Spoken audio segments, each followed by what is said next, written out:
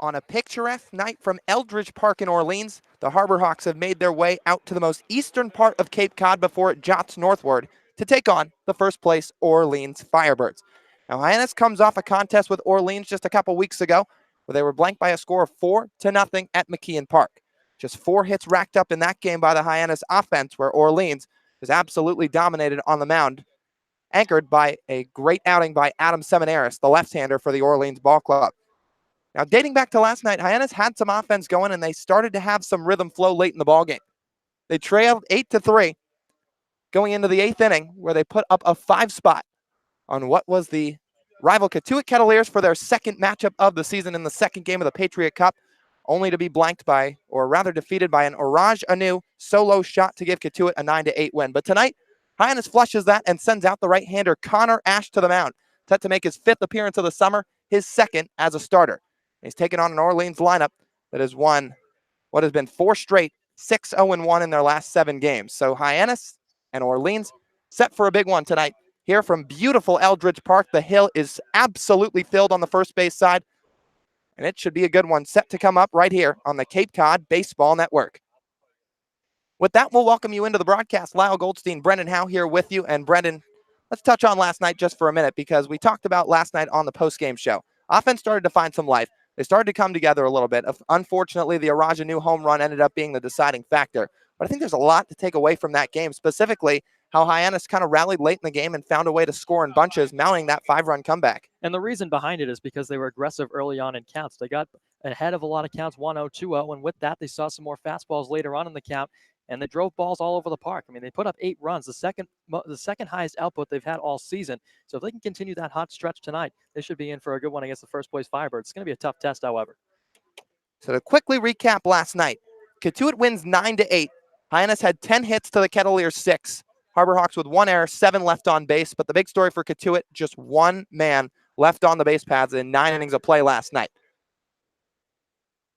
So for Hyannis, they come back to Orleans today, and they've got a lineup set to go as follows. Anthony Servideo leading off, playing shortstop. He'll be followed by Rowdy Jordan. Trevor Hoover in the 3 spot. Lucas Dunn doing the cleanup duties tonight. Jared DeSantelo getting a rare off day for Chad Gassman's ball club. Rigsby Mosley hitting 5th. Hunter Goodman doing the DHing. Brooks Carlson hitting 7th, playing first base. Jackson Olsen in the 8 hole. And Adam Hackenberg rounding out the 9 and doing the catching. And one more time tonight, Connor Ash, the right-hander out of the University of Missouri, set to toe the slab. And Brendan, let's kind of touch on Orleans just for a minute here before we send it to a quick break. This is a team that has a pitching staff as good as anybody on the Cape League right now. They're sending a guy to the mound in Austin Love, who's been flat-out dominant. So for Hyannis, what's kind of the key for their offense to pick up where it left off yesterday and put up some runs, do it early? Well, it's just staying aggressive. It's all about finding your approach at the plate, with Servideo back in the lineup tonight, leading things off. He picked up a couple hits a few games ago last time we saw him. So it's all about setting the tone for Hyannis tonight. We'll take a quick break, just about under a minute, and bring you back in just about 60 seconds here from Eldridge Park. It'll be the Harbor Hawks and the Orleans Firebirds when we return on the Cape Cod Baseball Network.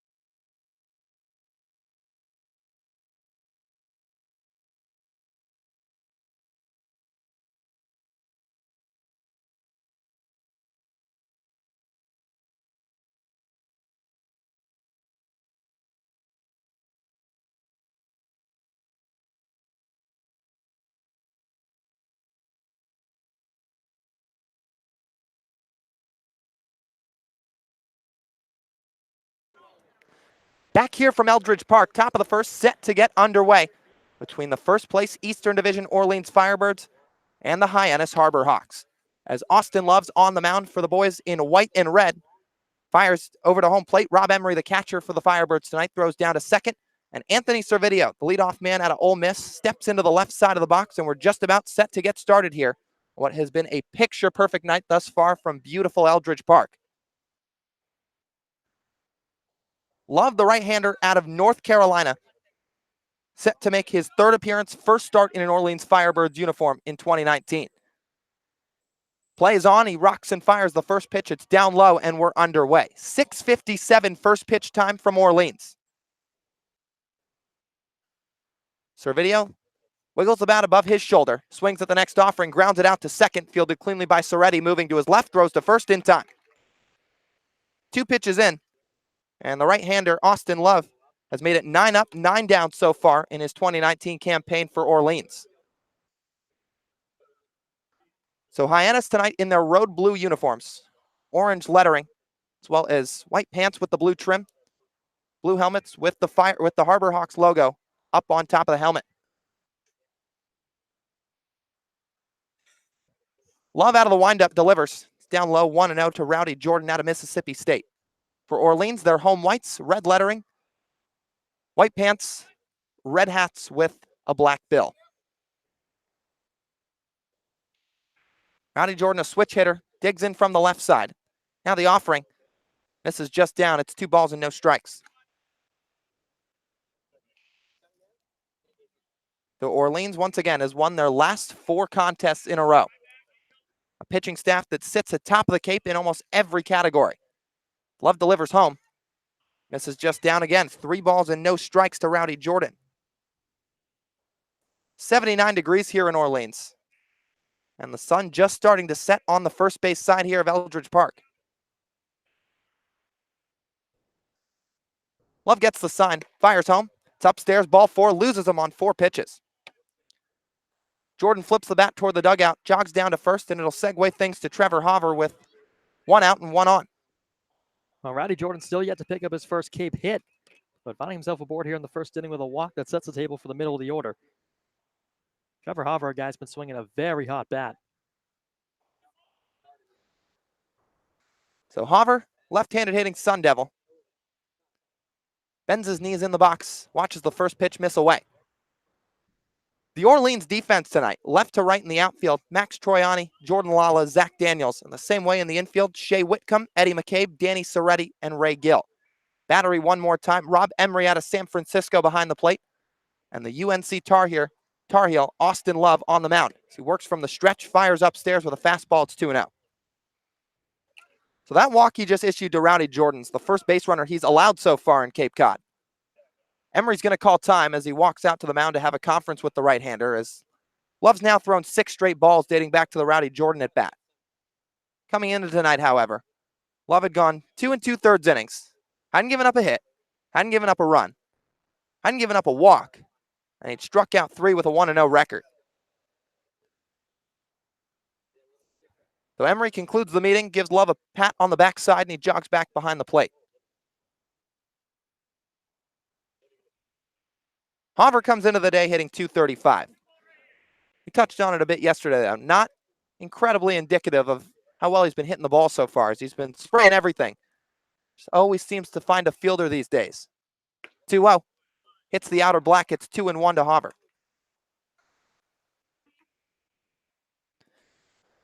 Austin Love, a fastball that sits high 80s to low 90s. Also mixes in a slider with that breaking ball as well. Jordan, a solid lead off of first. Love sees it and he throws over. Jordan back, no problem. He's standing up. 0-0 here in the top of the first between Hyannis and Orleans. 1 on with 1 down. Hoover, the third man to the plate tonight. Love from the stretch, that right knee bent on the mound, and he'll fire home. It's down low. 3-1 to Hoover. Last night he went 1 for 4 with a walk and a run scored. He roped a single past Catuit's Nick Gonzalez dating back to the top of the 4th inning yesterday. Love ready, and he delivers. Popped foul, left side. That's going to get out of play and find the highway that sits just beyond Eldridge Park on the third base side.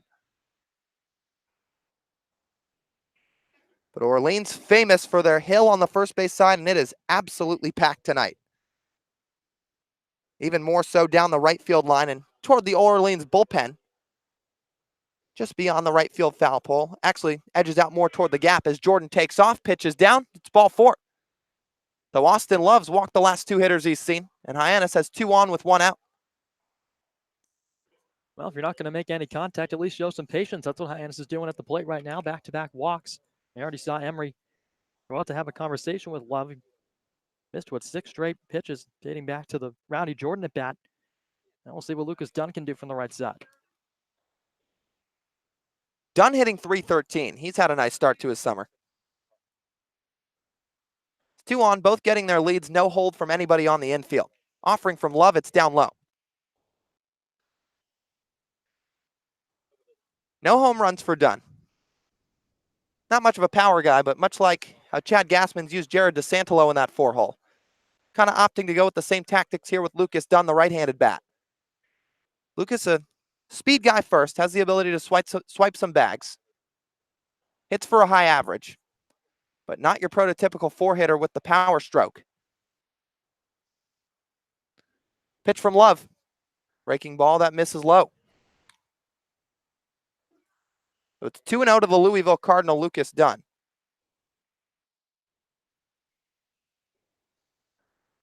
Love comes off a season where he threw 67 innings for the Tar Heels ball club. Went 8-4 with a .316 ERA. Pitch. Good fastball right at the knees. It's 2-1. And man, was this guy worked a lot in his 2019 season for the Tar Heels. 36 appearances. That was tied for first in the ACC in 2019. So he appeared in 36 different ball games. He fires to Dunn. Ground ball right or left side. Flip from the shortstop. McCabe to second for 1. Relay to first. Not in time. Or rather, they got him. What a magnificent play from the shortstop McCabe. Ground ball to the left side. Ranges to his left. Flips with the glove to Soretti for 1 at second. And then a fire to first. Picked out of the dirt by Ray Gill at first. And that completes the 4-6-3 twin killing. So a pair of walks given up to Rowdy Jordan and Trevor Hauver. And they don't go for much else. 6-4-3 putout ends the top of the first. No runs, no hits, no errors. 1 left on. We'll go to the bottom of the first when we come back on the Cape Cod Baseball Network.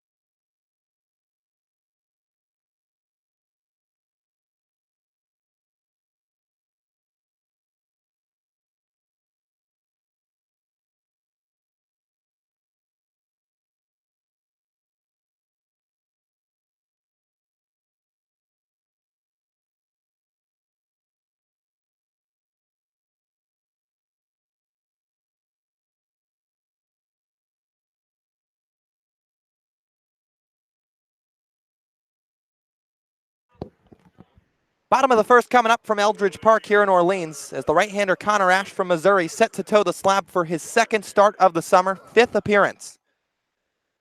Orleans' Jordan Lala digs into the left side of the box. He represents one of two natural left-handed hitters tonight for the Firebirds. Three if you include Danny Soretti, who's a switch hitter. Ash takes a breath, working from the first base side of the rubber. Gets the sign from catcher Adam Hackenberg, deals, Lala swings and skies one foul down the left field line out of play.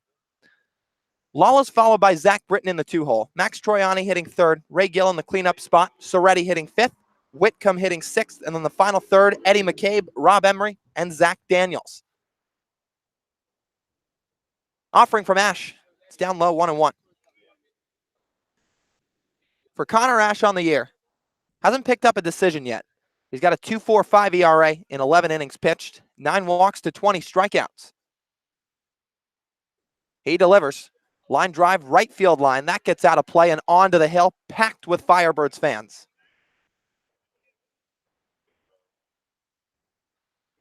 So Lala didn't play in last night's game.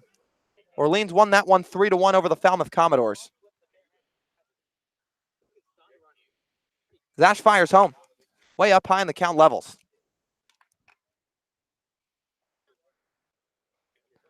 2-2, a slight wind blowing out toward right center field. Infield just about straight up for Hyannis. Righty Ash gets the sign, delivers. Swing and a miss off speed. Got him swinging. There's the first strikeout of the night for Connor Ash, 21 on the season. And it'll transfer things to the Louisville Cardinals, Zach Britton with one away. Well, Ash doing what he does best. He's done it so many times this year for Hyannis on the hill. 21, Lyle, as you just mentioned. Again, working in that big breaking ball. We know about the pump behind his fastball. Now it's Zach Britton, another left-hitting Firebird. Offering strike at the knees. So for Connor Ash, he comes into this start, 5th in the league in strikeouts with 20. His teammate Sam Thorson sits at first with 25 as he delivers home. Misses just in, and it's 1-1. So Ash can miss a lot of bats, there's no question about it. And like clockwork, he punches out Jordan Lala for the first out of the bottom of the first. Now the next offering. It's up high. Count moves to 2-1. Hyannis defensive alignment tonight. Trevor Hoover, Rowdy Jordan, Rigsby Mosley left to right in the outfield. As Ash peers over the glove, he'll come home. Ground ball right at the first baseman, Brooks Carlson. Fields cleanly. He'll flip to Ash covering the bag, and there's 2 away. 3-1 put out for the second out of the bottom of the first. Gonna bring up Max Troiani with nobody out, 2 down. And the same way in the infield, left to right for Hyannis. Jackson Olsen, Anthony Servideo, Lucas Dunn, and Brooks Carlson, the man who just made the play. With the battery one more time, Adam Hackenberg behind the plate, and Missouri right-hander Connor Ash on the mound. As the windup comes home, Troiani swings, pops it foul behind home plate. That gets out of play. Lands at one of the top of the trees just beyond the confines of Eldridge Park, where more fans sit and fill the near side of the first base hill. All grass hill. Fans sitting as far out as just to the left of the right field foul pole as Ash misses down with a fastball. It's 1-1. It stretches out all the way from the end of the right field line and right where that foul pole resides to back behind the first base bleachers just to our right of the Orleans dugout. 1-1 from Ash. Line drive past the glove of Jackson Olsen, gets down the left field line. Troiani around first, he'll stop right there, and the Bentley product picks up the first Firebirds hit of the night as he stands aboard at first. Well, it's been singles, singles, and more singles for Max Troiani. His 19th hit of the summer. Just one of those 19 have gone for extra bases, so he's been aboard at first quite a bit this summer, but hey, any way he can get on, just keep piling them up, and as he did right there. So Troiani picks up another hit as Ash quickly fires over. No tag applied from Carlson as the Bentley product Troiani slides in head first to the bag. Ray Gill just had a 7-game hitting streak snap last night. He was 0 for 3, although did have an RBI. Pitch from Ash, swing and a miss at a fastball high. But Gill's had a nice summer. 275, 3 homers, 6 runs batted in. That home run total sits tied for second in the league.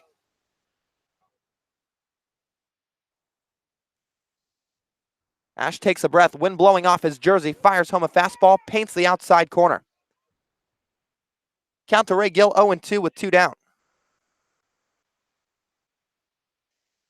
Hyannis stands at first. It's 0-0 in the bottom of the first frame.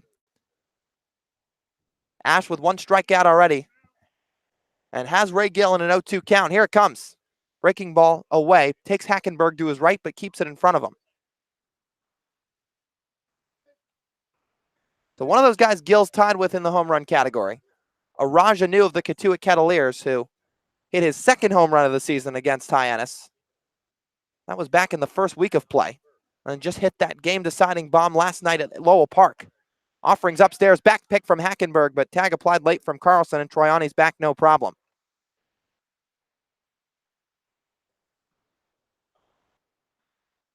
Two to the count, 2 outs.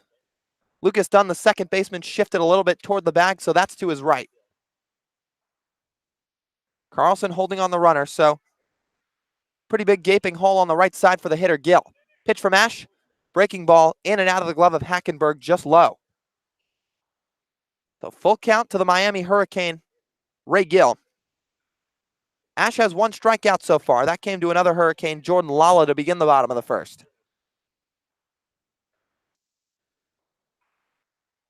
Ash from the stretch has that right knee bent at the back of the mound. Here comes the offering. Line drive into right field. In comes Mosley, dives, and he makes the grab. So that ends the bottom of the first. Mosley comes on, crashing quickly, puts the glove right to the grass rather, and takes it right off the carpet for the 3rd out.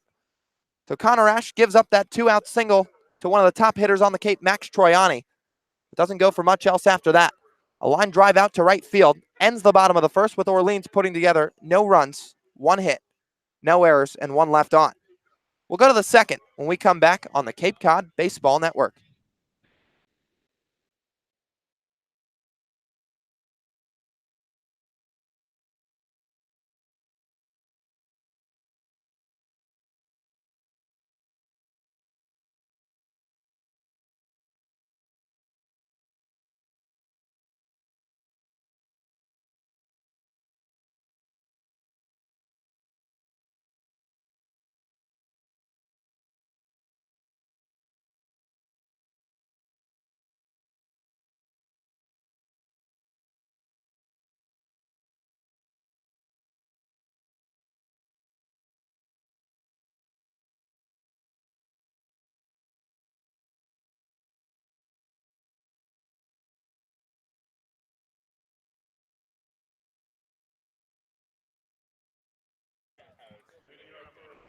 Rigsby Mosley, Hunter Goodman, Brooks Carlson, the 5, 6, 7 in the Hyannis order, coming to the plate to begin the top of the second inning.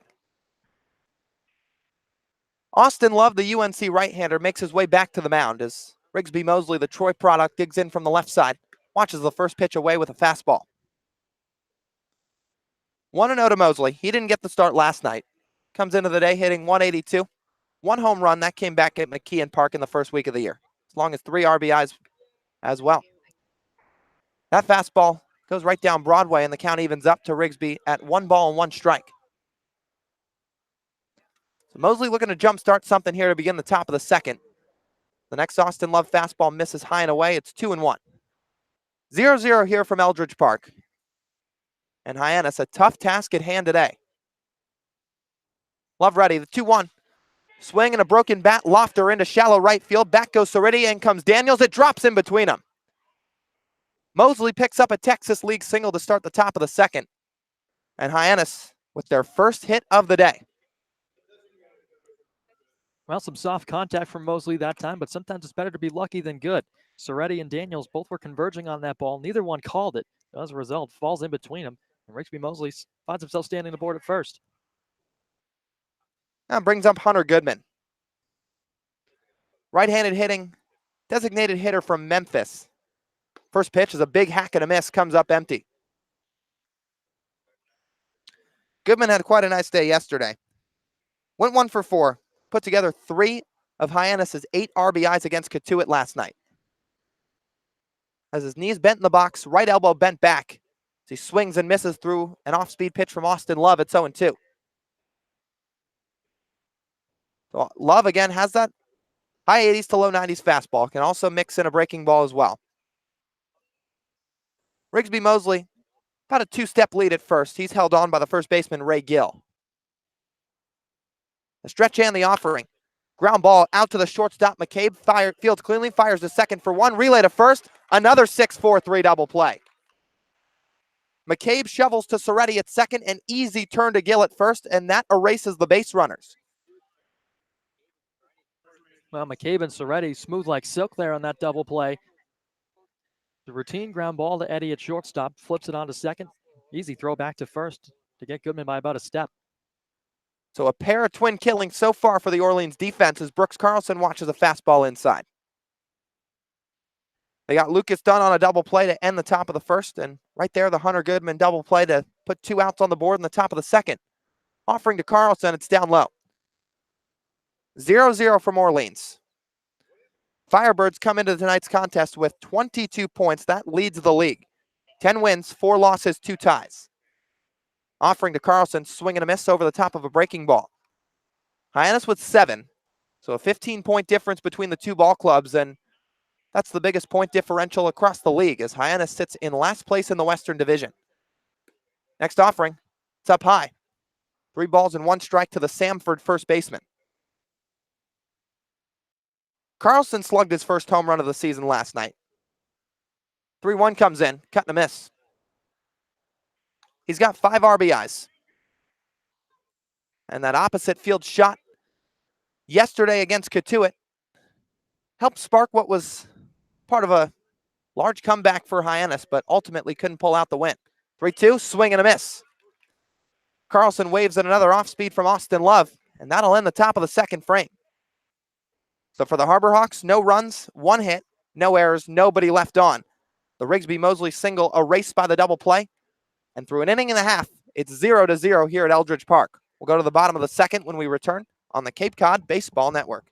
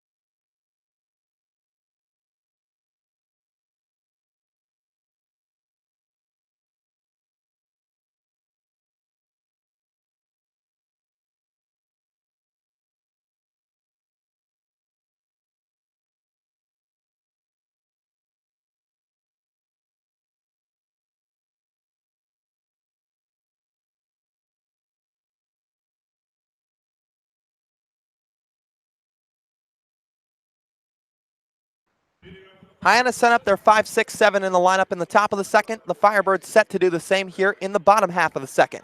Danny Soretti, Shea Whitcomb, Eddie McCabe, the batters due up as Connor Ash is back on the mound for inning number 2. Righty faced 4 batters in the first, gave up the Max Troiani single, but not much else.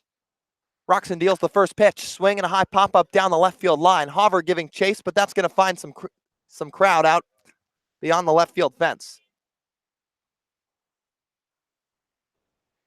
So a long foul ball on the first pitch from Danny Soretti, who, much like his starter tonight, Austin Love, also plays for the UNC Tar Heels.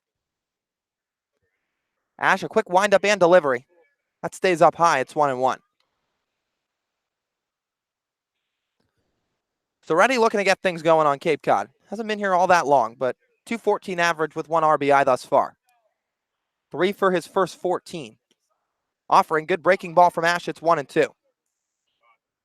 He struck out the leadoff batter, Jordan Lala, to begin the bottom of the first. got a 1-2 count here to the hitter, Danny Soretti. He peers over the glove, kicks and delivers. Fouled straight back on the ground.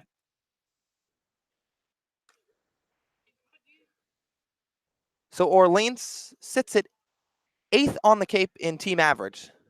As a ball club, they hit just .224, but they've been able to string together wins through the strength of their pitching. Ash ready, gets the sign from Hackenberg, fires home, spikes one in the dirt, gets past Adam behind the plate, and it's 2-2. And once again, Orleans has won their last 4 ball games. They're 6-0-1 with a Katuitt tie in their last 7.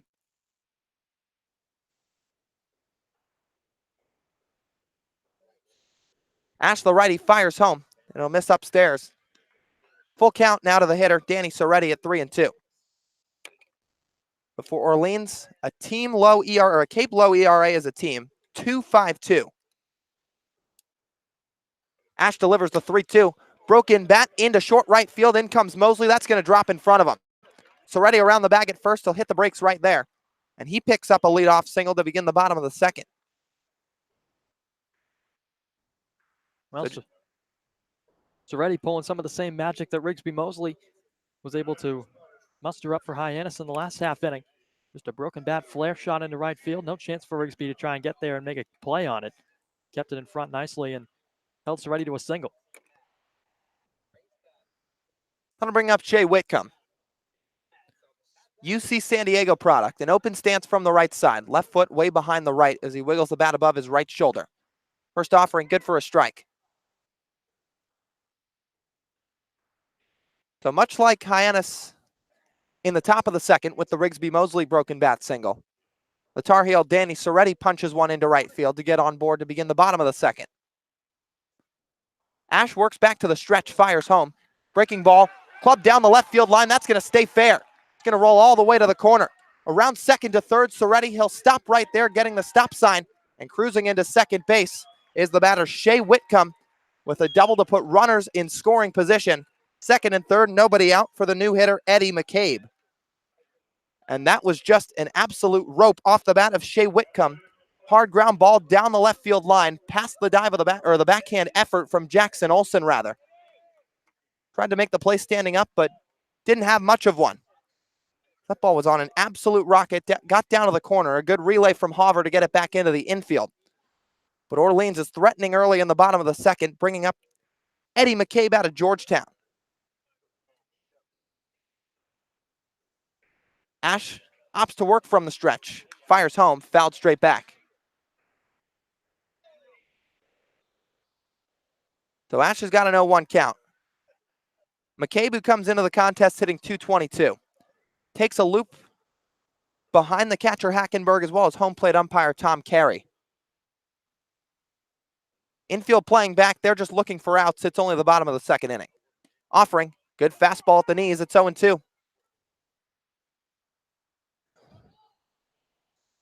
Ash, 1 strikeout so far today, but he sure racks up a lot of them just about any time he steps on the mound here in Cape Cod. Against Orleans, he threw just 1 inning back on June the 19th. He struck out all 3. Now the 0-2. Breaking ball misses high and away. So that wasn't just an inning of work. He saw 6 batters in the frame. Gave up a hit and 2 walks back at home at McKeon Park. Didn't give up a run, however. Here he is, second time facing the Firebirds this summer. That one is airmailed over the catcher. Hackenberg gets to the backstop, and cruising home from third is Danny Soretti. No play at the plate. Orleans strikes first from Eldridge Park. It's 1-0 Firebirds in the bottom of the second inning. So Ash just sails that one way over the head of Adam Hackenberg. Didn't even get quite off the backstop in the padding behind home plate. That was all the way off the screen, just above it. And it allowed the runner Soretti to score from third. Whitcomb moved up from second to third. And McCabe has himself a 2-2 count. Here comes the offering. It's just down low. So Ash with a full count. He hasn't walked anybody tonight.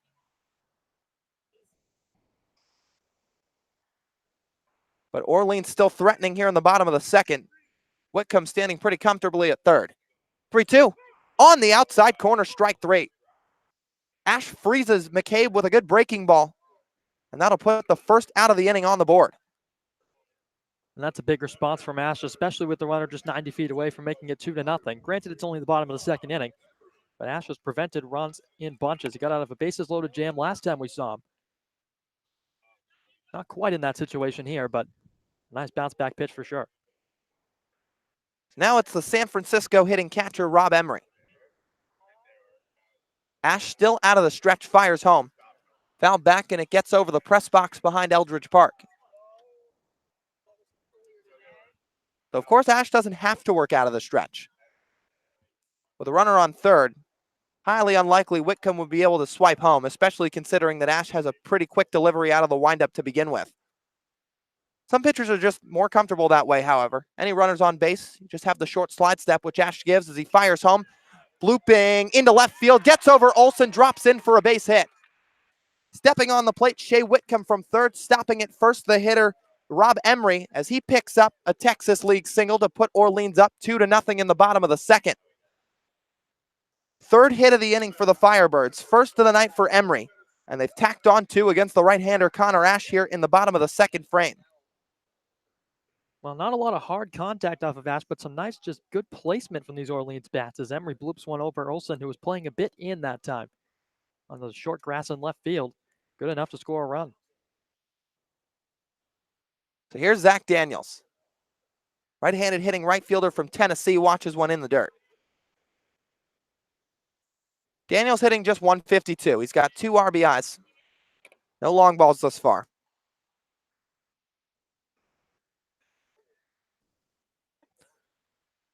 Ash will check the runner at first, gives him a slight peek, comes set at the belt and delivers. Checking his swing, called a strike with the pitch anyway. It's 1-1. So Orleans has been finding their surge a little bit from the offensive side of the ball recently. They won 3-1 last night in Falmouth, so not a whole lot of offense there. In fact, they only had 3 hits, but aside from that, they've put up 15 runs in their last 3 games. Offering, inside, 2 balls, 1 strike. So for Orleans, a team who is as lethal as any of the 10 here on the elbow of Massachusetts this summer in terms of pitching. Starting to find their stroke offensively a little bit. Ash takes a breath, fires home, breaking ball down and away. And they've hit their fair share of long balls so far as well. 10 total. It's tied for 4th on the Cape coming into tonight. As it's a 3-1 count to the hitter Zach Daniels, the number 9 man in the order. 2-0 Orleans in the bottom of the second. Pitch, ground ball, past the third baseman, Olson through the 5-6 gap. Emery will stop at second. Daniels puts on the brakes at first and make it 4 Firebirds hits here in the bottom of the second inning. Daniels sends Emery 90 feet down the base paths, and that'll flip the lineup back to the top for Jordan Lala. Well, with pitching coach Ray Korn on his way out to the mound, Connor Ash has missed some locations to the past couple batters, resulting in the base hits that we saw. One from Emery, which is a bloop single, and that one from Zach Daniels, who squared it up a bit better. The fastball in the inner half of the plate, turned on it and sent it in between the 5-6 gap, like you mentioned, Lyle. So 5 total hits for Orleans already here through not even 2 innings of play. Max Troiani, who once again has been one of the hottest hitters on the Cape this summer, put together a 2-out single in the bottom of the first. He'd be stranded. But so far in the bottom of the second, Danny Soretti, broken bat single to right. Shea Whitcomb doubled down the left field line. A Rob Emery single, that went for an RBI. And then a Zach Daniels single through the left side. 2-0 the score as the meeting adjourns. Korn makes his slow walk back to the dugout. Hackenberg jogs behind the plate. And Lala, who's 0 for 1 today with a swinging strikeout, adjusts the Velcro on his batting gloves and will step into the left side of the box, kick some dirt back toward Hackenberg, and adjust the left side of the box to the way he pleases. Infield's back. Carlson's not giving any hold to the runner at first. That's Zach Daniels. Of course, he can't advance anywhere with Rob Emery standing at second. So Ash has been knocked around a little bit here in the bottom of the second frame as he fires home. Lala push bunts, pop up down the third base line. Olson charges in, he can't get there. So Lala looking to put together some execution for Kelly Nicholson's squad and the Orleans Firebirds. With 2 aboard and just 1 down, Lala, who has some speed as well, looking to drop one down the third baseline to advance the runners. Couldn't do so successfully there, however. He points the bat toward Ash once, now sets it on his left shoulder. Offering. Good breaking ball, but misses just high. Borderline strike there from Connor Ash, doesn't quite get the call. That's 1 ball and 1 strike to the hitter, Jordan Lala.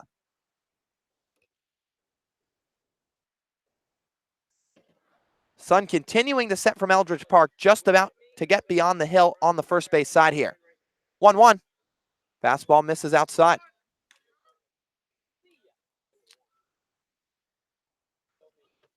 So once again, Orleans really finding their offensive stroke. And it's pretty evident from when you win 4 straight, you haven't lost a game in your last 7 tries. 2-1. Up high, 3 balls, 1 strike to the Miami Hurricane, Jordan Lala.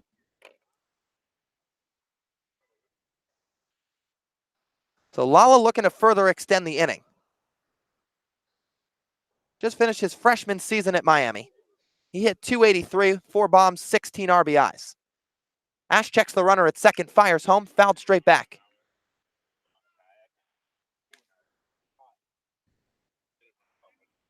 Lala also stole 27 bags in his freshman year for the Hurricanes. And it's pretty evident for the reason Kelly Nicholson slotted him in at the top of the lineup. He's got some real speed. Already saw him try to drop down a bunt. It's a 3-2 count as Ash fires. Just down low, ball 4. Ash can't believe it. Drops his head, looks back toward the third base dugout, but gets no call from Tom Carey as Jordan Lala loads the bases with a 1-out walk. First free pass that Ash has issued today. That brings up Zach Britton out of Louisville. He's got a chance to blow this one open, and we're only in the bottom of the second inning.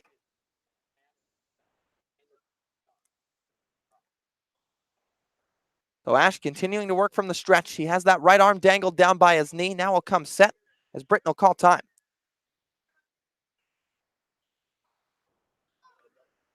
So Hyannis scored first yesterday against Katuitt. Once again, dropped that contest 9-8. But Ash looking to prevent further damage here as that ball skips away from the catcher Hackenberg on the offering, cruising home from third Rom Emery, and he comes home without a throw. 3-0 Orleans in the bottom of the second. Every runner advances 90 feet. Daniels up to third, Lala over to second. And for Zach Britton, didn't even have to do any work to try to extend the lead. Watch the first pitch just sail between the wickets of Adam Hackenberg. And Orleans with a 3-run advantage from their hometown Eldridge Park. Ash will take a breath, fires home. Broken back ground ball left side. Olsen charges, fields cleanly, throws on the run to first, pulls Carlson off the bag. Daniels scores from third and make it 4-0 Firebirds. So a tough play for Olsen, having a charge from third, come onto the infield grass, field glove side, try to make a strong throw off his back foot, but it pulls Carlson to his right, and he couldn't keep his foot on the bag as everybody's safe. Well, things just going from bad to worse in this inning for Hyannis. It was a tough play, as you mentioned, for Olsen, who had to come charging in to get it. Had to make an off-balance throw on top of it over to Carlson at first. Just pulled him off the bag. Carlson hit the deck to try and save that one, but no avail. Troiani swings at the first pitch. Bloop fly ball on the right. Dunn makes the catch. Double clutches, fires back to first. It gets by Carlson. Now advancing to second, the runner at first, Jordan Lala, standing at third. Or rather, that's Britton advancing to second. Lala holds it third.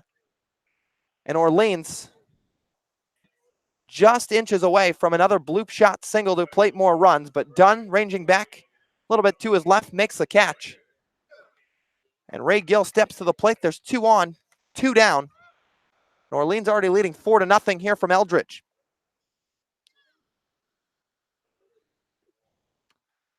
So Ash looking for that third out as he comes home. Breaking ball down and away.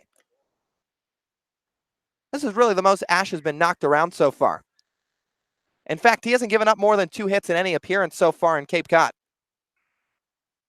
In this inning, Firebirds already with 5 hits. Pitch, popped foul behind home plate, gets out of play.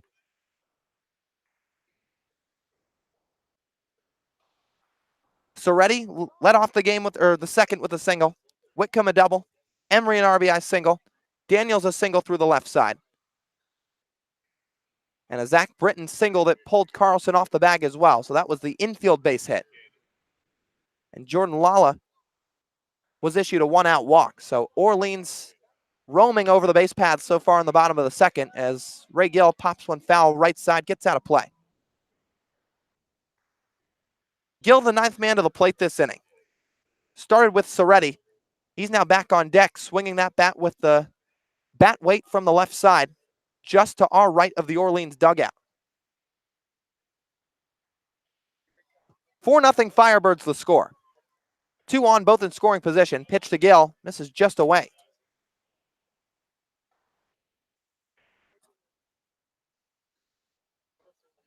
So Ash wanted that call, couldn't quite get it. Gill lined out to right with Rigsby Mosley making half a diving catch to end the top of the first. Ash takes a breath, fires home, pops sky high, just off the infield and into short left. Servideo ranging back, now comes back onto the dirt, and he'll make the catch to end the inning. So Ash strands 2 on second and third, but the damage has been done for the Firebirds here in the bottom of the second inning.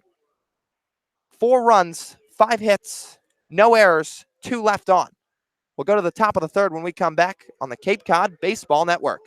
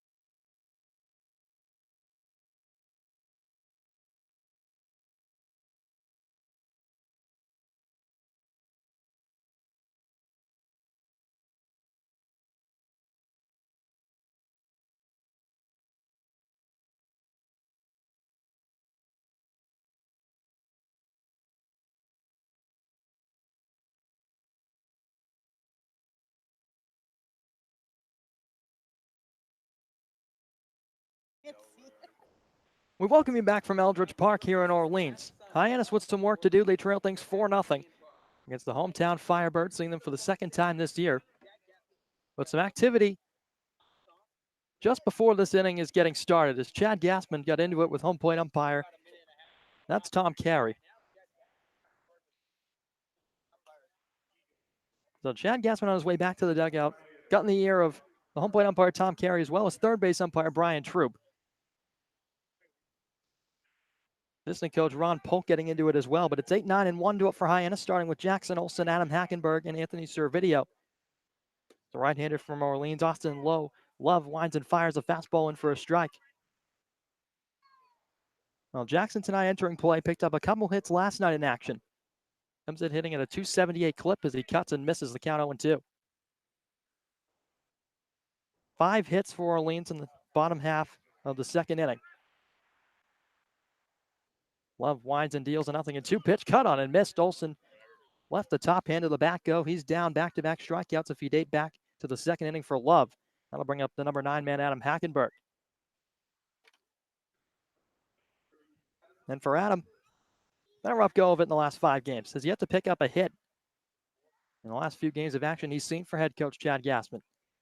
Seeing Love for the first time, he watches a fastball tail down and away. Well, Lyle described it perfectly a bit earlier. A picturesque night here from Eldridge Park. Hackenberg swings at the 1-0 and lifts it down the left field line. Ranging after it in foul ground, Whitcomb and Troiani. And it is going to fall foul. That one's sailing over the fence down the left field line. Our view a bit obstructed from where we are in relation to the field of play. Hyannis dugout blocking a bit down the left field line, but Hackenberg fortunate for some new life as the count 2 balls and a strike. So Love, the tall right-hander from the windup, fires on a breaking ball down and away. Hackenberg watches it go by. So in the good hitters count here for Adam, 3-1. Overall for the season, the catcher from Clemson hitting 286. Here comes a 3-1. That one will sail up high.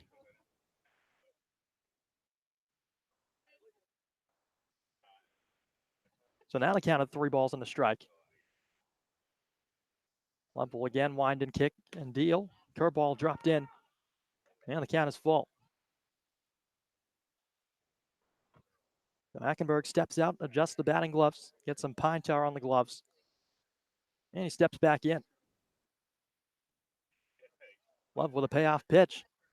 Down and away, got him swinging. Emery up behind the plate with it, fires to first, a wide throw, but the tag applied from Gill as he extends the left foot and tags the pillow to get Hackenberg 2 down.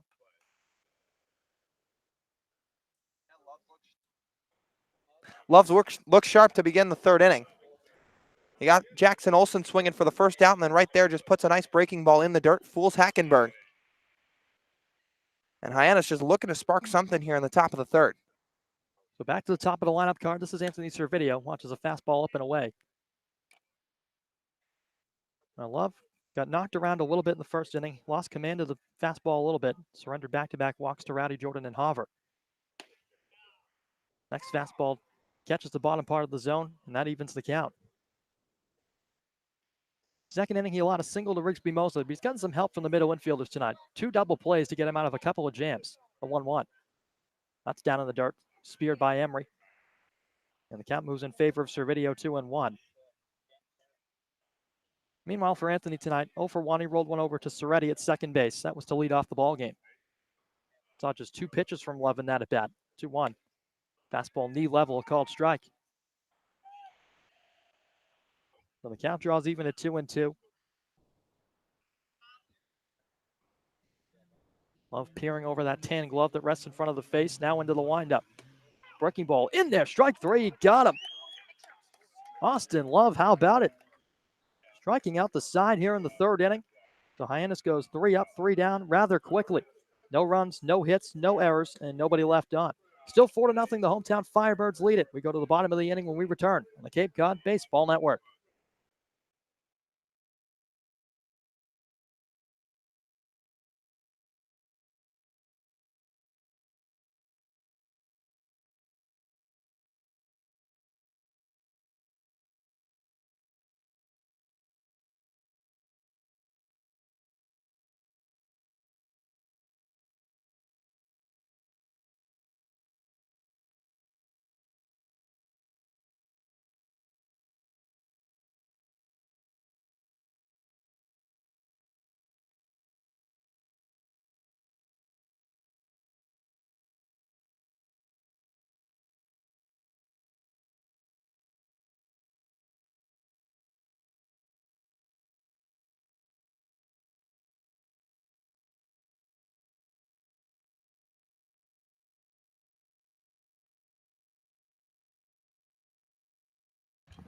Five, 6, and 7 due up in the Firebirds lineup as the hometown Orleans ball club comes back to the plate in front 4-0. Connor Ash back to the hill for Hyannis. Good for his third inning of work, looking to subdue a Firebirds lineup to put up 4 against him. An inning that saw Orleans send 9 men to the plate. It's Danny Soretti, Shea Whitcomb, and Eddie McCabe. With the right-hander Ash wiping some sweat off the forehead before towing the rubber. Into the windup, first pitch, a fastball sent in the air to center field right at Rowdy Jordan. He's got it lined up, and he'll make the grab. So Soretti is erased quickly for out number 1. Well, some hard contact there from Soretti. He squared that one up, just kind of right at Rowdy Jordan, maybe moving a step to his right to have to make the play. But for Connor Ash, you know he'll take it after kind of a tough second inning. Looking for any way to put outs on the board, and that's one way to do it. So this is Shea Whitcomb back to the plate for his second plate appearance in back-to-back frames. He doubled and scored. That was early on in the second inning. First pitch from Ash, a fastball that runs away, but a called strike. Painting the outside black. Shea comes into action tonight, 208, a home run and 6 RBIs on the season. So he's had some good production, but trying to raise the average a bit as he waves and misses at a high fastball.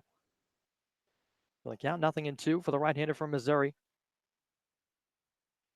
He only picked up 2 strikeouts in his outing so far tonight. But in a good spot to fan Whitcomb right here if he can get him on 0-2. into the windup and the offering. Fastball in there, strike three called. He got him down and away. A paint job there from Connor Ash. And Shea Wickham, a look of disgust back at home plate umpire Tom Carey, but he's back to the dugout, and he's out number 2. Well, that one a borderline strike. Whitcomb goes back to the dugout shaking his head, but Connor Ash just spots that one up perfectly. There's his 3rd strikeout of the night, 23 now on the season. He's been racking him up in bunches. First pitch to the new batter, McCabe, is sent down the line and right. Mosley ranging after it toward the line, and he will not make the catch in foul territory. He went crashing over toward the hill. Had it in the glove for a moment, but just trickled out at the last second. So Eddie McCabe fortunate. Mosley went a long way to track that one down. There are fans wrapping around the foul pole down by the 314 sign here at Eldridge Park. And Lyle, you summed it up perfectly. A picturesque night. There are fans lining the hill down the first baseline a bit beyond the Orleans dugout, about 15, 20 rows deep. Great night to catch a ball game here on Cape Cod as we move toward the 4th of July. You don't want to McCabe. Cut and a miss, well behind a big fastball. Well, that's Ash's bread and butter. That's his go-to pitch. Got a good one. Fastball rests around low to mid-90s. And certainly dial it up when necessary. Here's the 0-2. Fastball outside. Trying to entice McCabe to go out of the zone that time. Hackenberg reached across the body on the backhand. So the count 1-2. Ash is already ready to go on the rubber. Into the windup the pitch. Breaking ball just spoiled foul back off the screen. So the count will remain 1 ball, 2 strikes. McCabe steps out. Will reset himself. Ash has got a quick pace to him on the mound. A lot of guys like to slow it down, not Ash. Here's the 1-2 offer. Breaking ball slapped in the air to left center. Jordan over a couple steps, and he'll make the grab, and that will end the inning. So Connor Ash settles down, induces a couple of fly balls to center, and picks up a strikeout, his 3rd of the night. So Orleans goes 3 up, 3 down, but still 4-0 on the scoreboard. We head to the top of the 4th when we return on the Cape Cod Baseball Network.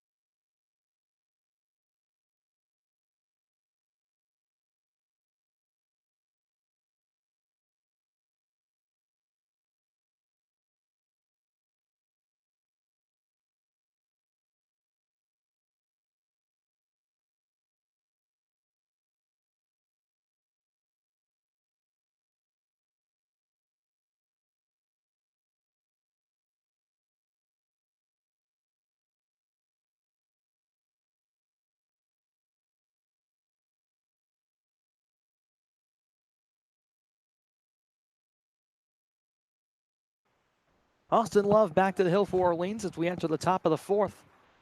This game moving along rather quickly. It's Rowdy Jordan, Trevor Hover, and Lucas Dunn to the plate. Jordan still in search of that elusive first hit here on Cape Cod this summer. You have to record an official at bat in for a second plate appearance. He drew a walk back in the 1st inning. Top of the 1st inning that saw Austin Love surrender back-to-back free passes. One to Rowdy Jordan, then the next to Trevor Hover, who awaits on deck. First pitch of the inning from the right-hander from North Carolina. Fastball misses down and away.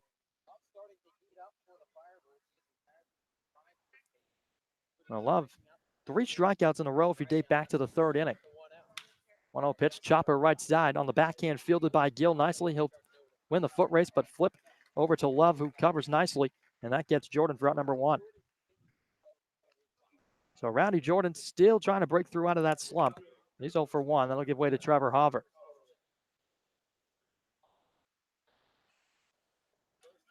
So Hover, as I just mentioned, drew a walk his first plate appearance. In for the 2nd time, seeing the right-hander from UNC, Austin Love. Trying to get something going for Hyannis offense. Has put up just 1 hit so far tonight. Breaking ball misses just outside.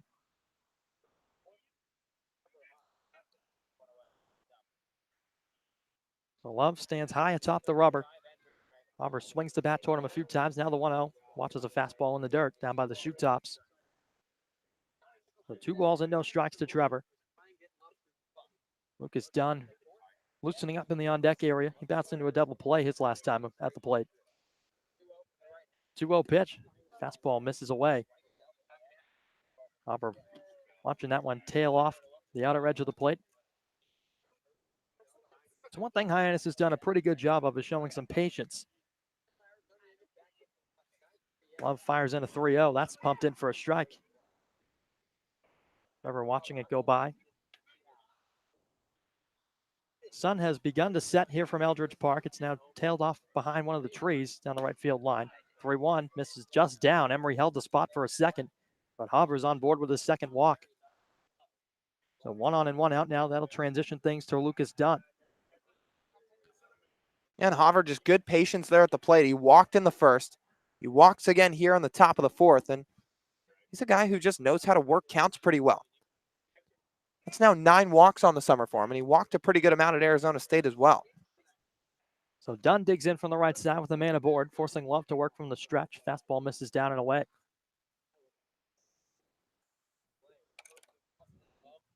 Now this ballpark tonight, a beautiful setting to catch a ball game tonight here in Orleans. Hyannis trying to bounce back off a tough loss at Catuit last night, 9-8.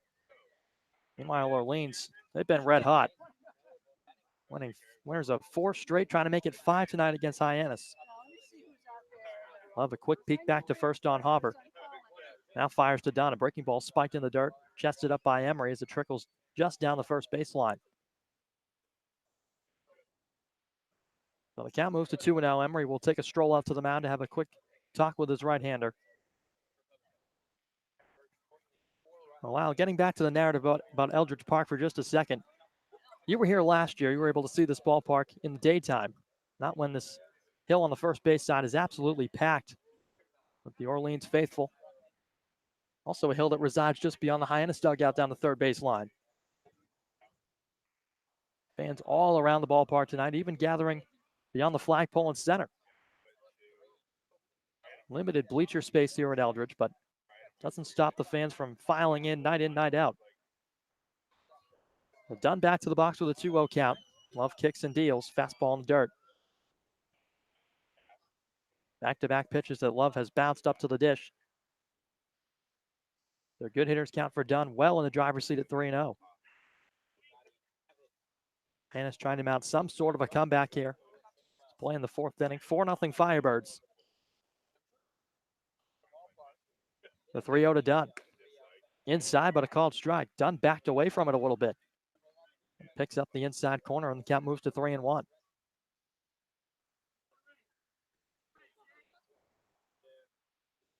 Dunn's had himself a nice debut week here with Hyannis in an orange and blue uniform. Trying to pick up another hit here on 3-1. Tap foul. Trickles just in between the legs of Emery as Dunn went down to a knee after the swing. Love fired in a fastball that was just low, and Dunn right a bit on top of it. So the count full with 3 balls and 2 strikes to the Louisville infielder.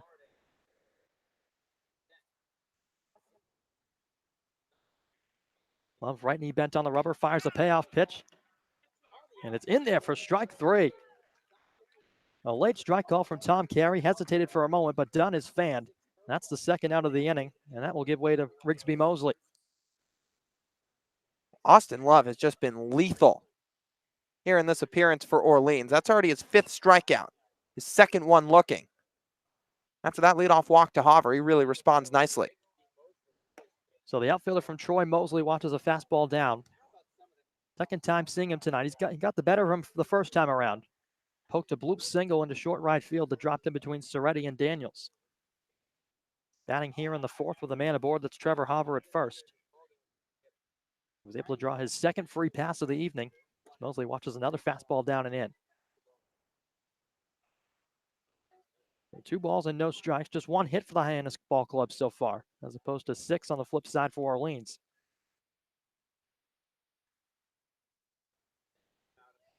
So Love comes set with the glove at the letters, kicks and fires. Another heater, that one a bit low. So the second 3-0 count that Love has worked himself into of the frame. First one came against Hopper, who now resides 90 feet down the first baseline. And he's got another one here to Mosley, the pitch. Outside in a 4-pitch walk. So Mosley's aboard for the second time tonight. And Hyannis trying to work some 2-out magic now with Hunter Goodman at the plate. Well, kind of the one Achilles heel for Love so far, especially in this fourth inning, has been the walks. Gave up the 2 to Hauver. One here, of course, to the left-handed hitting Sun Devil in the top of the fourth, and then just gave one up to Rigsby Mosley, another left-handed bat. So now in meeting on the mound here for Austin Love, along with Rob Emery joining in as the Firebirds pitching coach, just out to have a quick conference.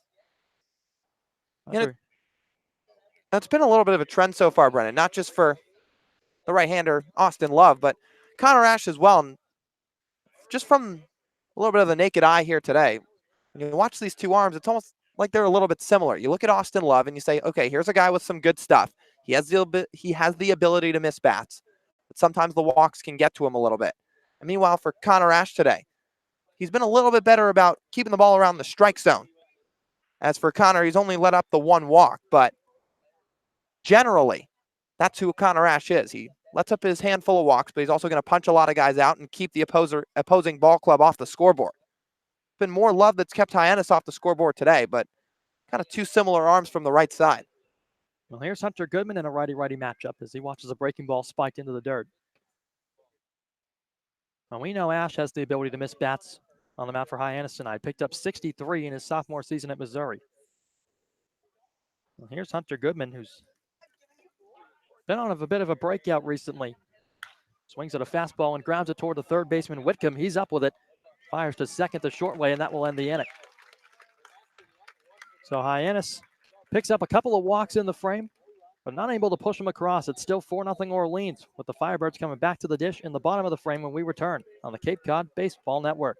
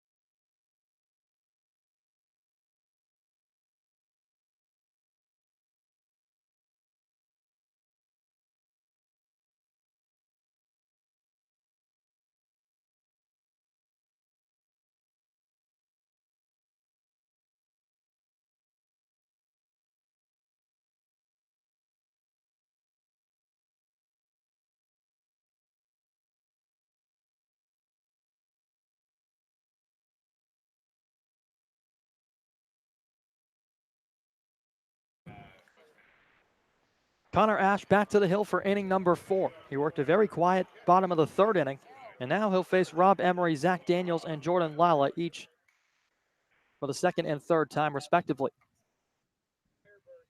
Right-hander back to the hill, picked up a strikeout in the last frame. He's got 3 to this point.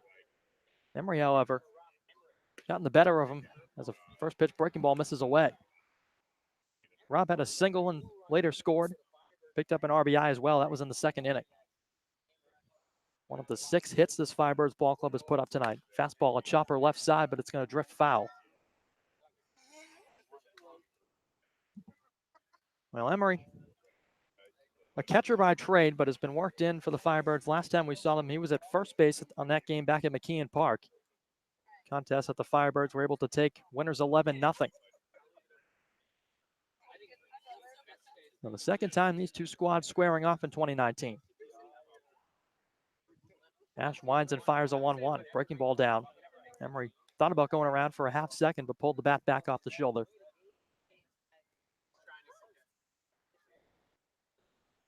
Emery, a .243 hitter on Cape Cod this summer. The 2-1. Fastball popped a mile high in the air, drifting into foul territory. Hackenberg gave it a look, but it will drift back onto the highway that resides behind Eldridge Park. So the count even at 2-2 as Emery strolls around the home plate area behind Hackenberg and home plate umpire Tom Carey. Jackson Olsen playing third base tonight. Second time in 3 games. He plays a bit behind the bag. Rest of the infield straight up, the 2-2. Breaking pitch to tail just off the plate. And Ash has worked himself back to another full count.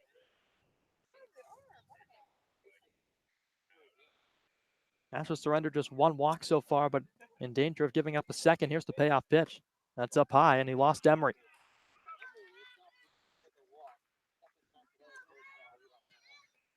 Oh, there's a second walk. Couldn't quite get the spot he was looking for on that one, but loses the number 8 hitter looking to respond against Zach Daniels. He's already singled and scored today. And the bottom of the lineup, Emery and Daniels have been doing some damage against Connor Ash. Through 3 at-bats so far, Daniels stepping in for his second plate appearance, 4th from the bottom 2 in the lineup. They've reached base each of those times against Ash. First pitch, a breaking ball, rests inside. Count 1-0.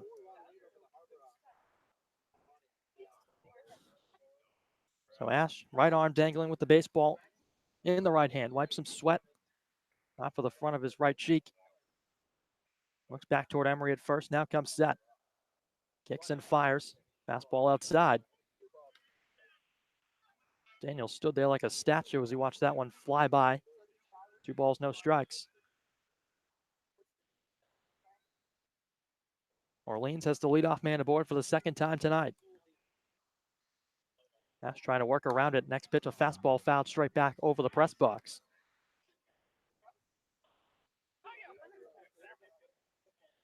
Ash features that fastball heavily. Been his money pitch. Orleans has squared up that breaking ball a couple of times tonight. Ash once again out of the stretch, the pitch laced into left field. That's going to fall in front of Hoover, a base hit. Emery advancing up 90 feet, putting the brakes on around first, Zach Daniels. And it's 2 men aboard now, back to the top of the order for Orleans. Zach Daniels is having himself a nice night. Was just 5 for 33 coming into the ball game. But a squared 2 pieces up nicely. That one specifically on the screws out to left center field. And as Chad Gassman comes out to the mound, this could be it for Connor Ash. Well, Chad Gassman makes the signal to the bullpen as the rest of the infield joins him on the hill. Connor Ash waiting for the reliever to make his way in before handing the baseball over, but a pitching change here from Eldridge Park. We'll have it for you on the other side of the break on the Cape Cod Baseball Network.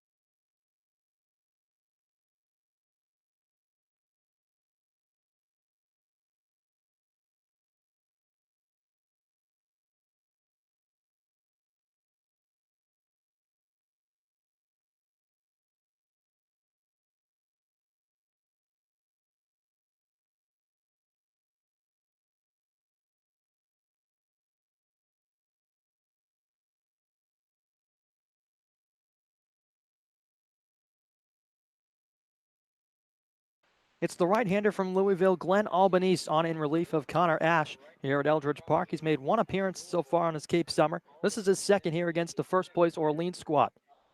Went 1 2/3, gave up 4 hits, 2 runs, both of them earned, struck out 1, didn't walk anybody. An ERA of 10.80, but a very, very small sample size in an appearance against Harwich. Steps off the rubber, a look back toward Emery at second base. Facing the top of the Orleans lineup in Jordan Lala. 2 runners aboard, nobody out.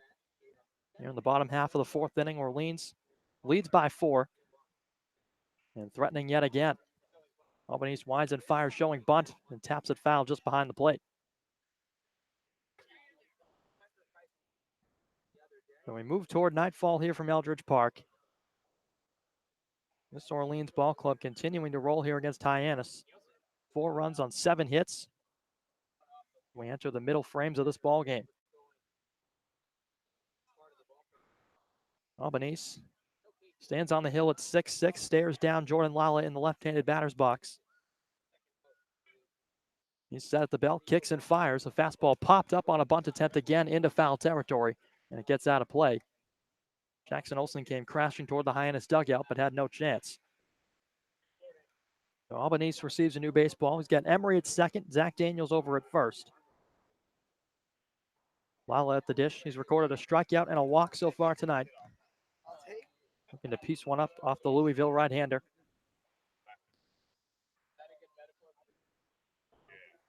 Albanese gets a signal from Hackenberg behind the plate. Winds and fires. A breaking ball cut and a miss.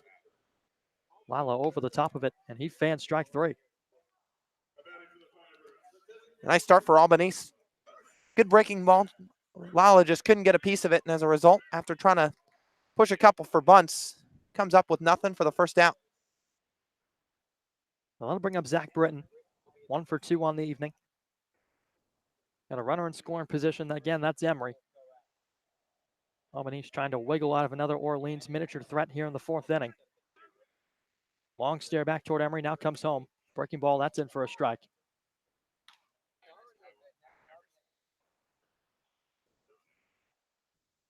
Albanese looking to avenge an outing he's probably not too pleased with.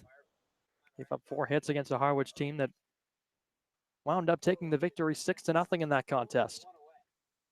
Albanese kicks and fires an 0-1, fastball into the dirt. Both runners staying put, retreating back to their respective bags. Now draws even at a ball and a strike.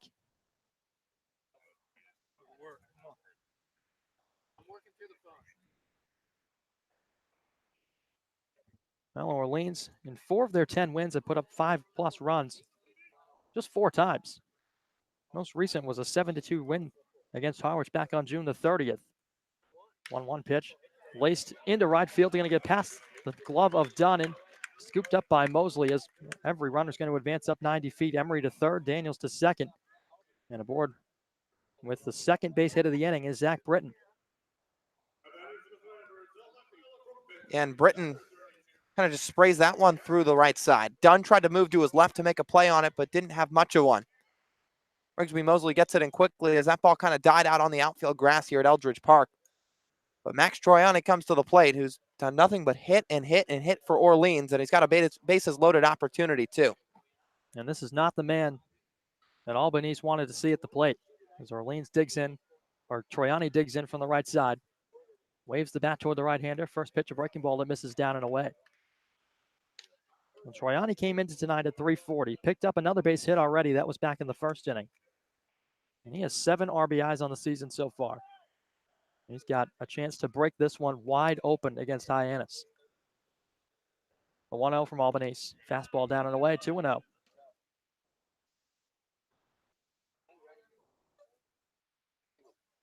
Now, Glenn didn't walk anybody in his first appearance.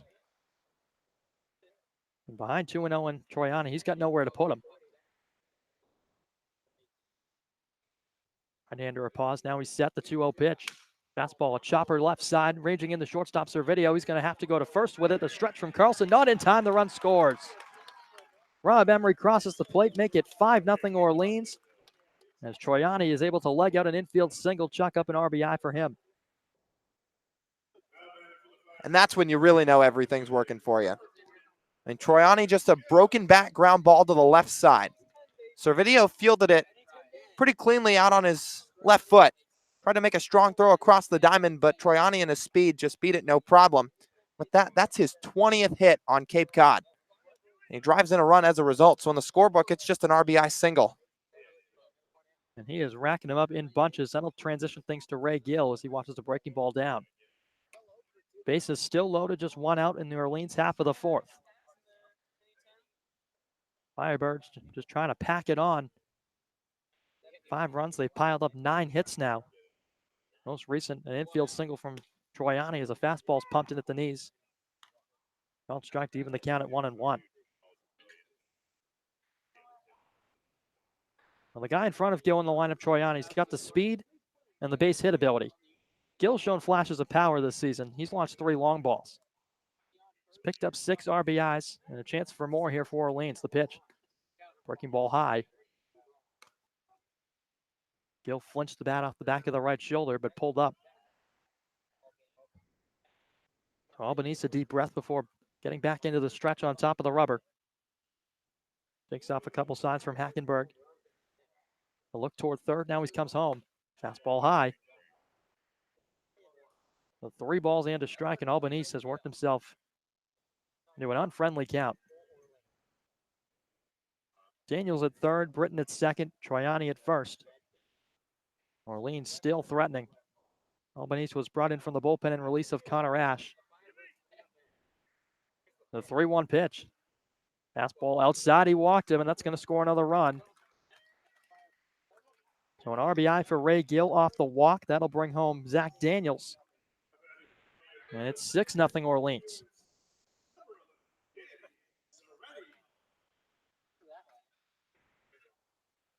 Well, Albanese struggling with the command a bit out of the bullpen. That's just his first walk of the summer, however. It stretches the lead further for the Firebirds.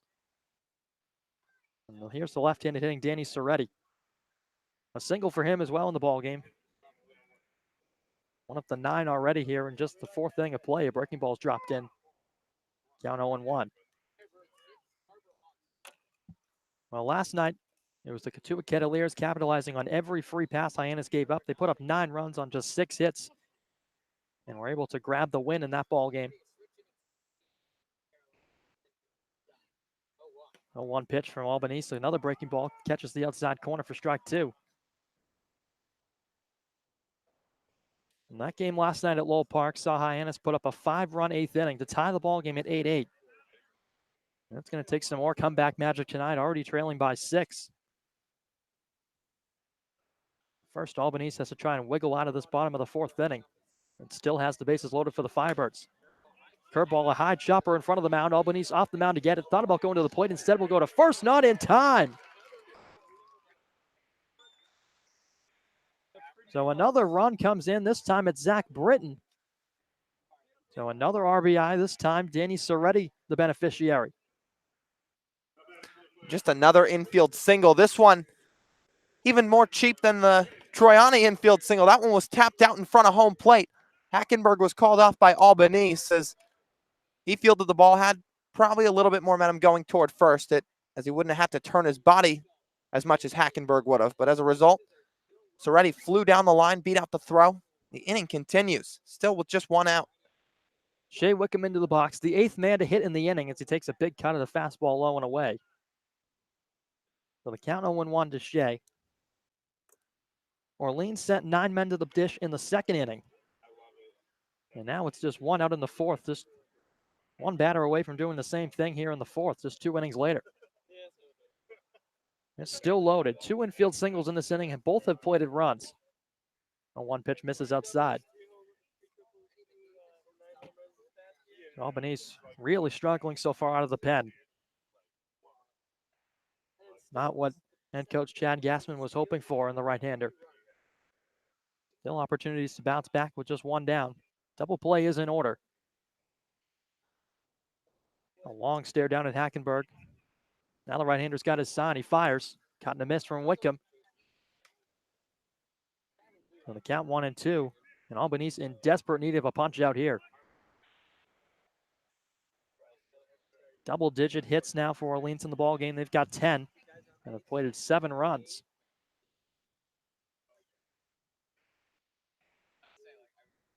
Four runs in the second inning for Orleans, already 3 in the fourth. The pitch from Albanese. Fastball in there for a strike 3. Got him up and away. Pumped in a heater. Wickham just watched it go by. That'll bring up the 9th man to hit in the inning, Eddie McCabe. Well, for Albanise's second strikeout. Just a nice job fanning Whitcomb there. Ash's line, of course, ends. He was responsible for a couple runners when he exited the game, or he was responsible for the runner on first. That was Emery. So the first pitch from Albanese, a fastball to McCabe.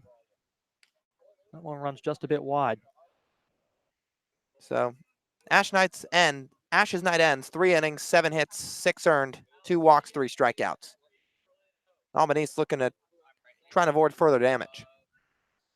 He's still got the bases loaded, but a much more favorable situation with 2 out as the breaking ball's tap foul at the plate. So the count evens up at 1-1 to McCabe. Comes in hitting .222. 4 RBIs, and if he can find some green outfield grass, a chance to pick up a couple more. Once again, the score 7-0 here, bottom of the 4th from Eldridge Park. Orleans Firebirds have been pouring it on against the visitors in the orange and blue. The 1-1. Breaking ball slapped fouled off to the right, up over the hill and back toward the parking lot. So Albanese has worked himself into a 1-pitch situation to try and get out of this inning.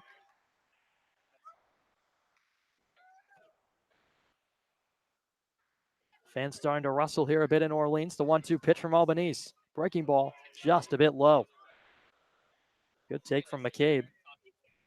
Breaking ball broke just a bit off the outside part of the plate. Rob Emery, who started this inning with a walk, waits on deck. McCabe looking to join the hit parade that his Firebirds teammates have put on tonight. The 2-2. Fastball, strike 3 called. He got him at the knees. So Glenn Albanese with back-to-back strikeouts to end the 4th inning, but Orleans puts on some more damage. 3 runs in the frame and a boatload of hits to go with it. It's 7-0 Firebirds as we head to the top of the 5th here on the Cape Cod Baseball Network.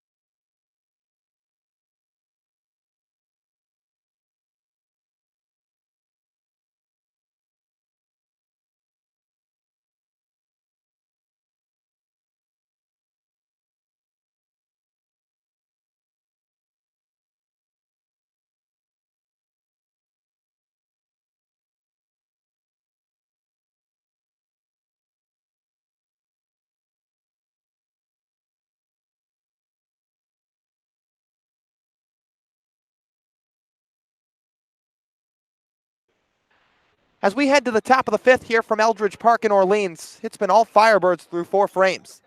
7-0 Orleans as Brooks Carlson, Jackson Olsen, and Adam Hackenberg, the final third of the order, come into the plate. But Austin Love's night ends after 4 innings pitched. With that, it'll be the right-hander Chase Wallace out of the University of Tennessee coming into the game for his 5th appearance of the summer. The sidewinder rocks and deals. Fastball misses away. Hasn't seen Hyannis yet this season. Wallace made 9 appearances for Kentucky in 2019. Comes off a sophomore season. As he fires home, Carlson swings and whiffs.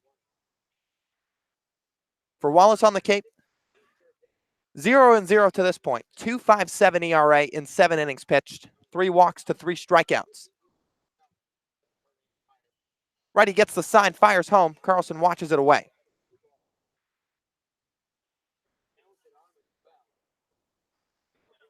The Wallace before coming to the Cape last pitched against Austin Peay on May the 7th, where he gave up 1 hit and 1 inning pitched. But he's gotten some durable workload for Kelly Nicholson so far. Called strike at the next fastball. Count will run to 2-2. Carlson struck out once. That was swinging back in the top of the second. Bends his knees in the box. Wallace fires home, swing and a miss.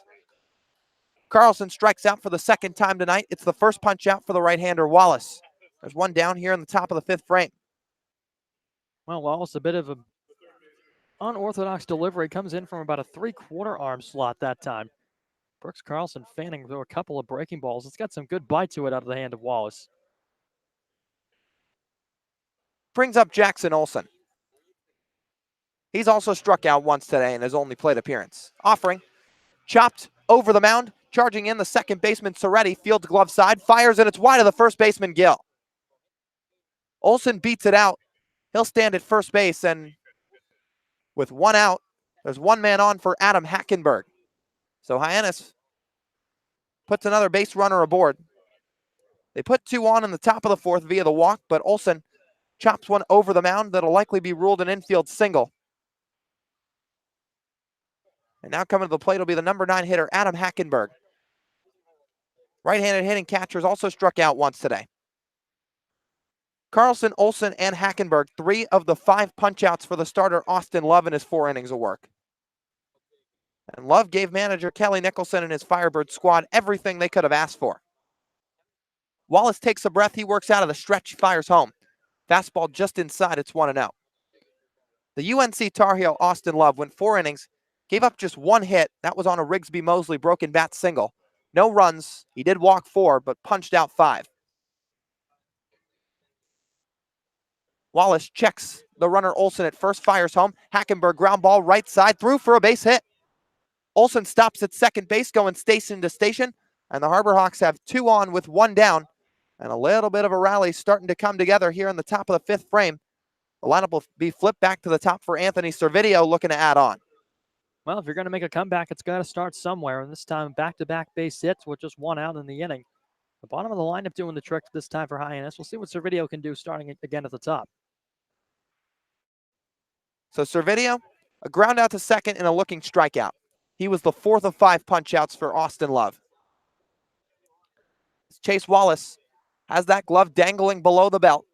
Now sets at the chest from the stretch and checks the runner. Fires home.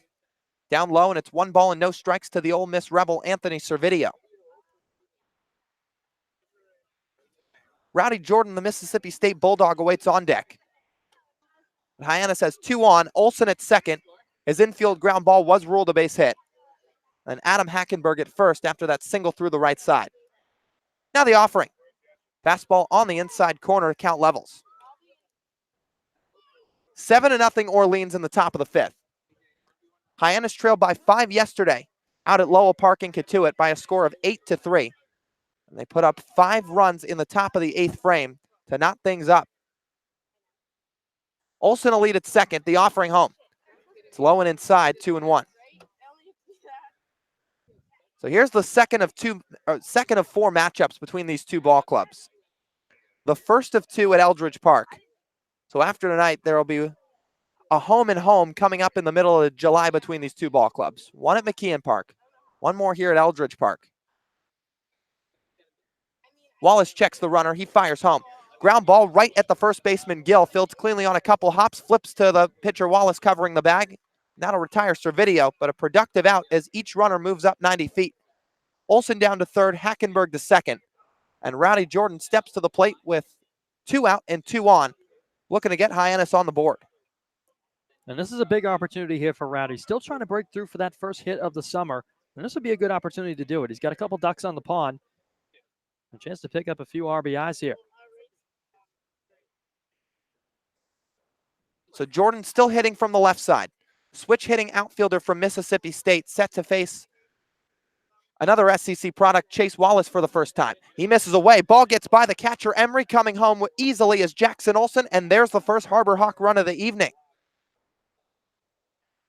So a pass ball from the catcher, Emery, allows Olson to score from third, and it's 7-1 Orleans in the top of the fifth. Moving up to third on the play, Adam Hackenberg. He now stands 90 feet away. And it's 1-0 to Rowdy Jordan, as it looked like that ball just skipped off the top of the glove of the catcher, Rob Emery. Had a chance to just squeeze it. Had to move a little bit to his left, but couldn't quite corral it. The volunteer deals, it's upstairs. The Rowdy Jordan today, a walk and a ground out to first. He steps out of the box briefly. Now back in, puts the left hand to the top of his helmet and into his stance with that back elbow slightly bent. Offering, fastball misses outside. 3-0, Rowdy Jordan way ahead. Now Jordan's still looking for his first hit, but he has walked a fair amount so far. He's got 3 so far to his name in 2019. Rowdy making his 5th start of the summer. Offering, get me over fastball, it's 3-1. So once again, the second meeting of 4 between the Firebirds and the Harbor Hawks. Orleans won the first one 4-0 at McKeon Park. That was the 7th game of the season for the Harbor Hawks. Now the 3-1. Ground ball up the middle, gloved by the catcher, or the pitcher, Wallace rather, cuts off the distance, underhands to first. That ends the inning.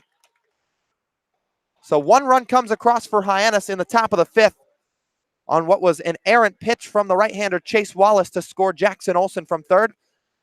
But a runner stranded at third, as it's now a 6-run deficit for Hyannis through 4.5 frames. And in the inning, they put together 1 run, 2 hits, no errors, 1 left on. We'll go to the bottom of the 5th when we come back on the Cape Cod Baseball Network.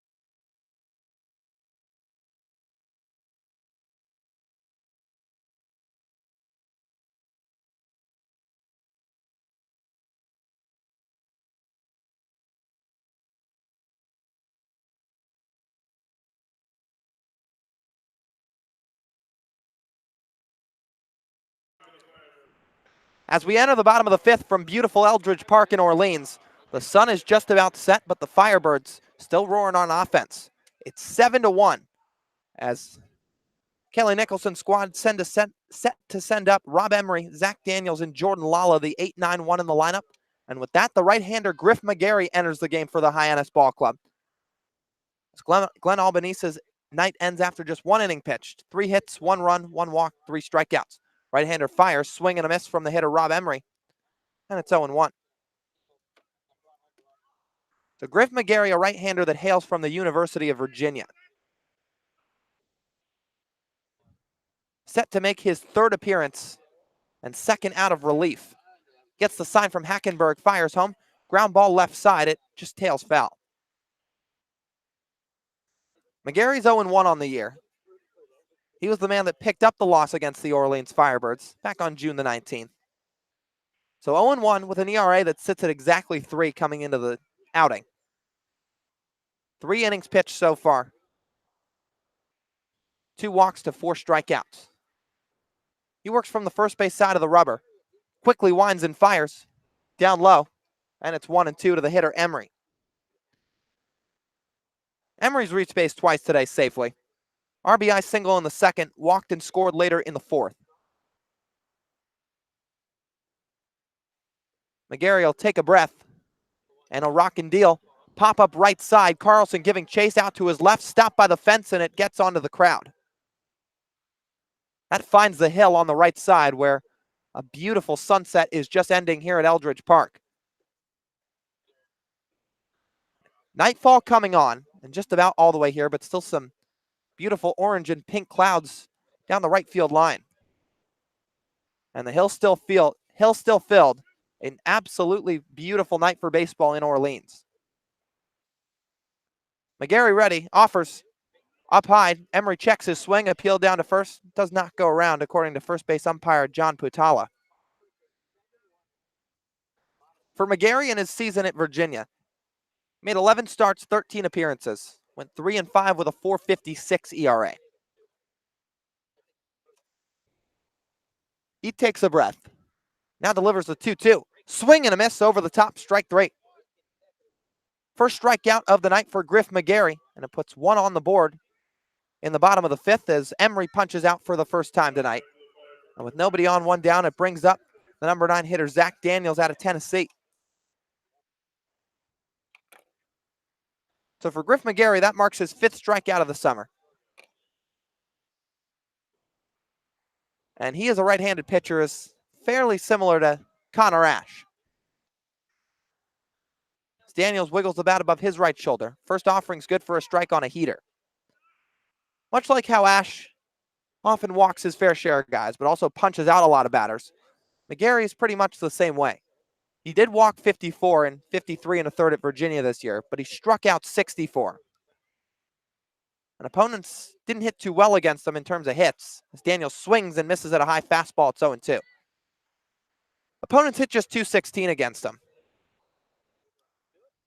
But once again, sometimes his Achilles heel can be the free passes.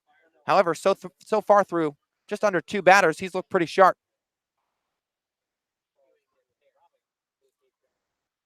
Now the offering. McDaniels checks his swing. No appeal down to first, it's 1-2.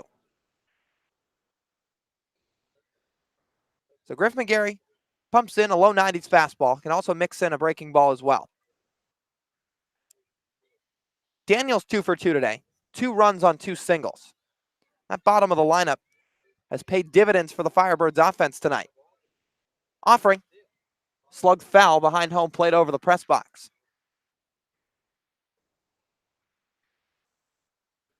So Griff McGarry got 1 start in a Hyannis uniform, at least up to this point. And one more time, that was against Orleans back on June the 19th. He only threw 2 innings. Gave up the 1 hit, just the 1 run. But he was later pulled as Abram, Witten, and Ash would finish the job. Fastball misses upstairs, it's 2-2.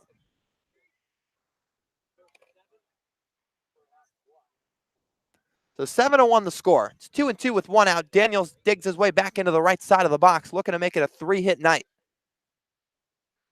Just 5 hits entering the contest. but he's put up just under half of that in his first 2 plate appearances today. Offering, swing and a miss. Good breaking ball from Griff McGarry makes it back-to-back strikeouts for the second out of the bottom of the 5th. That'll flip the lineup back to the top. It's Jordan Lala, and he's set for plate appearance number 4. So it feels like we've already said Lala's name about 100 times tonight. And for Orleans, they have hit through the order with no issues. This is their 4th time to the top of the order. McGarry's first offering. Swing and foul back left side. It gets over the highway. The Firebirds sent 9 to the plate in the second inning, where they put up 4 runs on 5 hits. And then they sent another 9 men to the plate in the 4th. They put up 3 runs on 4 hits. So 9 coming to the plate in the second, 9 in the 4th. Lala the hitter here in the 5th as he pops one foul out of play down the left field line.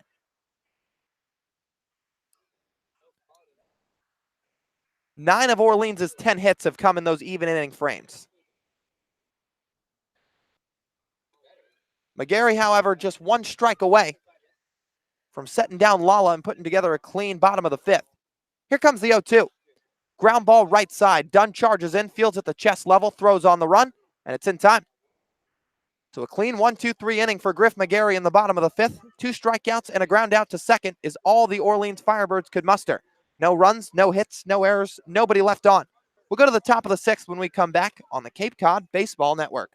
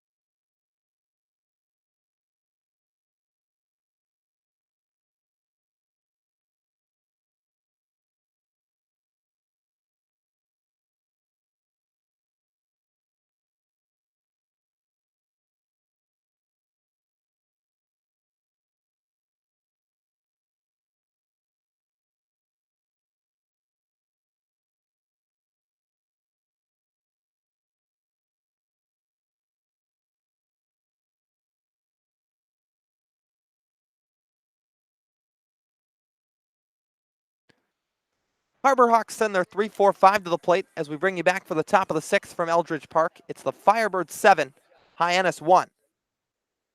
And Trevor Hauver, who comes into the at-bat, not recording an official one today as he's 0 for 0 with 2 walks, watches a first pitch fastball high from Chase Wallace. So Trevor's reached base twice. He was stranded at first in the top of the 1st. He was stranded at second in the top of the 4th. Wallace fires home, and the righty misses down low. So Trevor hitting .235. He's 12 for his first 51. 1 home run, 9 RBIs. But again, he could very easily have just south of 20 hits to this point. Offering, good for a strike right at the top of the zone. He sprayed the ball all around the yard. He's still looking to find what's a big breakout game, of course, aside from that 7 RBI night in Falmouth. 2-1, bounce foul just to the right of Hauver and by the Orleans dugout. So he had that huge night in the 10-4 win against Orleans with the grand slam that was 4 of the 7 RBIs he came up with. Aside from that, he had a hit last night. Still looking to rack up some multi-hit outings here on Cape Cod as he watches one just outside. It's 3-2. The Chase Wallace came in to relieve Austin Love after 4 innings. He gave up 2 hits in the top of the 5th and just the 1 run on the pass ball. Offering to Hauver, outside ball 4. 3 plate appearances, 3 walks for the Sun Devil tonight. That's his 10th of the summer, and he's aboard to begin the top of the 6th, bringing up Lucas Dunn.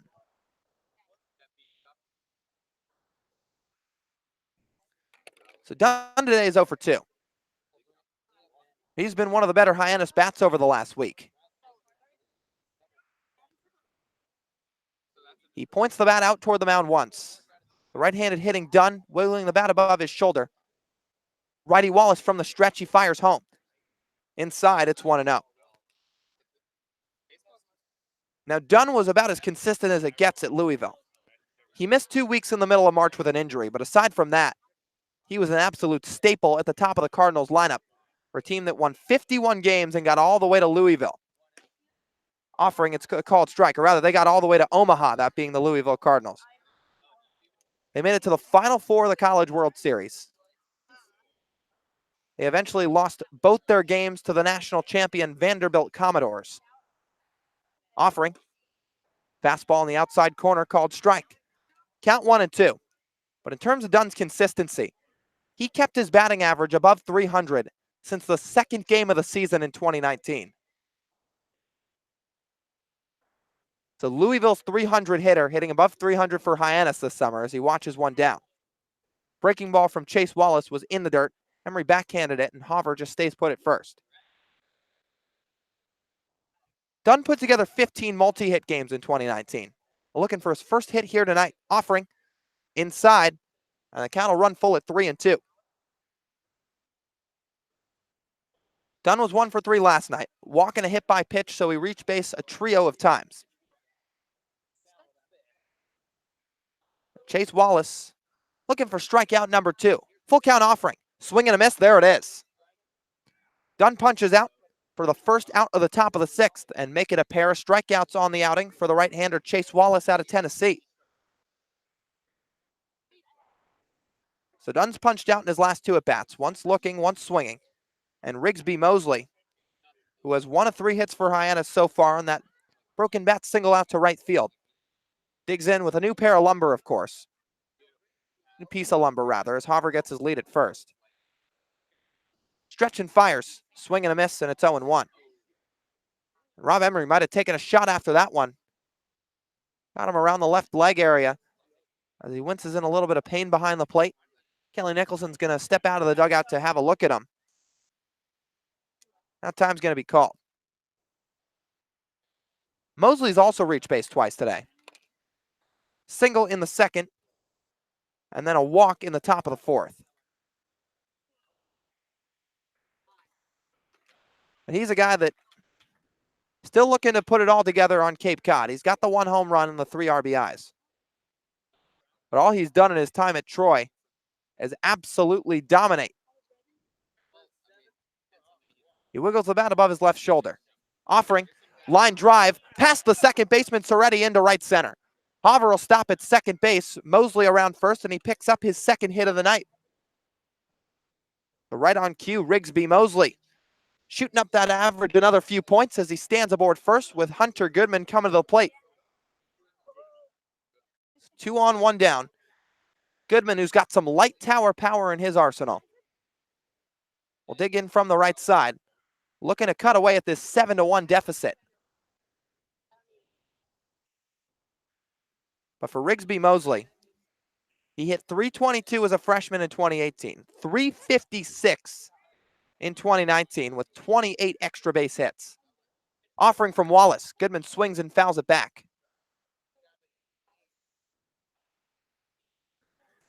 Rigsby, a freshman All-American in 2018, was also named the Sun Belt Player of the Year as a freshman as he had the top average in the conference. Meanwhile, for Hunter Goodman, he just finished his freshman year, but another guy who really showed out in his first season of college baseball. Offering from Wallace up high. Goodman hit .326, 31 extra base hits, and 13 of them went for long balls.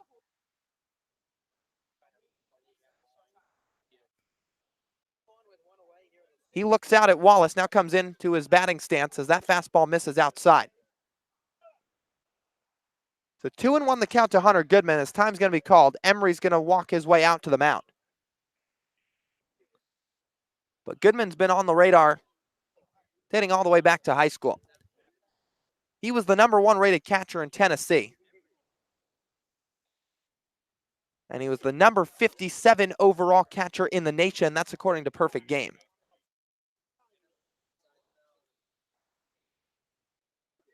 So Goodman outside the box. He'll take a couple practice swings.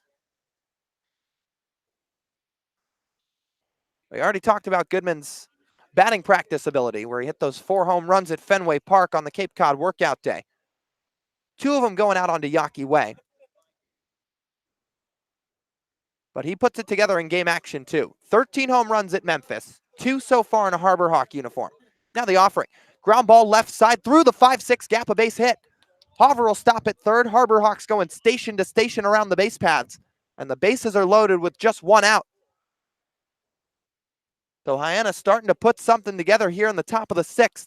Chase Wallace, the Tennessee Volunteers, worked himself into a little bit of trouble. And it'll bring up Brooks Carlson, who just hit his first home run last night and is looking to avenge what's so far been a 2-strikeout performance tonight. Chase Wallace is going to opt to stay in the stretch, much like Connor Ash did during his 3 innings of work in the start tonight. First pitch, down low. Emery keeps it in front of him. No advancement from Hoffer at third. So Trevor, the Arizona State Sun Devil, at third base. Rigsby Mosley, the Troy product, at second, and Hunter Goodman, the Memphis Tiger, at first. So Hyannis came back from that 5-run deficit at Catuit last night. They trail by 6 here in the top of the 6th. Now the offering from Wallace. Fastball down Broadway, it's 1-1. That one comes in at 89 miles an hour from the right-hander Wallace. Eldridge Park, much like McKeon, inherited a new scoreboard before the start of 2019. Has their Firebird logo up at the top, down the left field line. Offering, swing and a miss through a breaking ball, it's 1-2. It also has a radar gun, with those numbers showing up in bright red down the left field line. Orleans, 7 runs on 10 hits tonight. Hyannis, 1 run on 5 hits. Bases are loaded as Wallace takes a breath, comes home. Swing and a miss from Carlson. There's out number 2. Second strikeout of the night for Chase Wallace. And with 2 down, it'll bring Jackson Olsen to the plate, who's already recorded 1 base hit tonight. It's been a bit woeful for Carlson tonight. Makes it a hat trick with the strikeouts here at Eldridge Park, as Kelly Nicholson's going to make his way out to the mound. Infield comes in. Orleans manager claps his hands once, and it looks like that'll be the end of Wallace's night. He exits the ballgame. Orleans is going to bring in a lefty with 2 outs in the top of the 6th. We'll have that for you on the other side of the break. Orleans 7, Hyannis 1. The bases loaded for the Harbor Hawks with 2 down in the 6th. We'll be back on the other side of the break on the Cape Cod Baseball Network.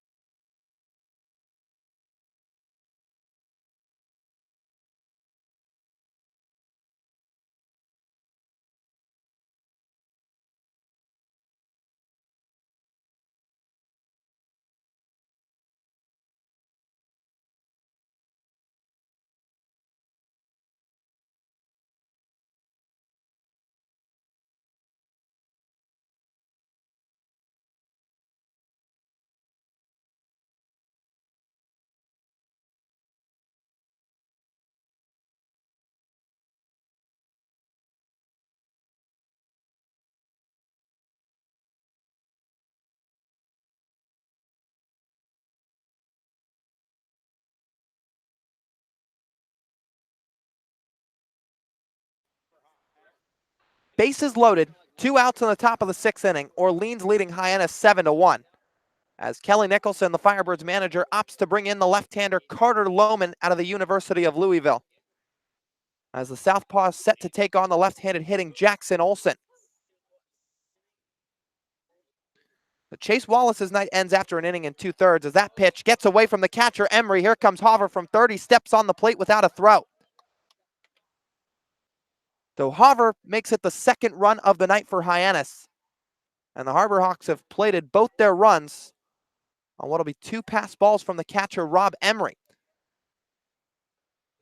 Mosley moves down to third, Goodman up to second, and now it's a 5-run deficit for the Harbor Hawks here at Eldridge Park. The 1-0 to Olsen, the Hartford product, who's playing third base tonight. Lohman sets fires. Swing and a pop-up left side, giving chase the third baseman Whitcomb. That's going to find the crowd.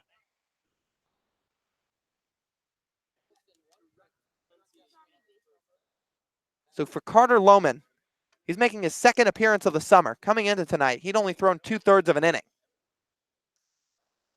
No runs, no hits, no walks. He struck out 1. That appearance came against Harwich on June the 30th. Offering to Olsen inside. 2 balls and 1 strike to the Hartford third baseman. Olsen today 1 for 2. Singled and scored in the 5th. He came home on that previous pass ball from Rob Emery. And now after he watched his teammate Trevor Hoffer cross home from third. Looking to drive a couple in. Offering down low. Breaking ball makes it 3-1.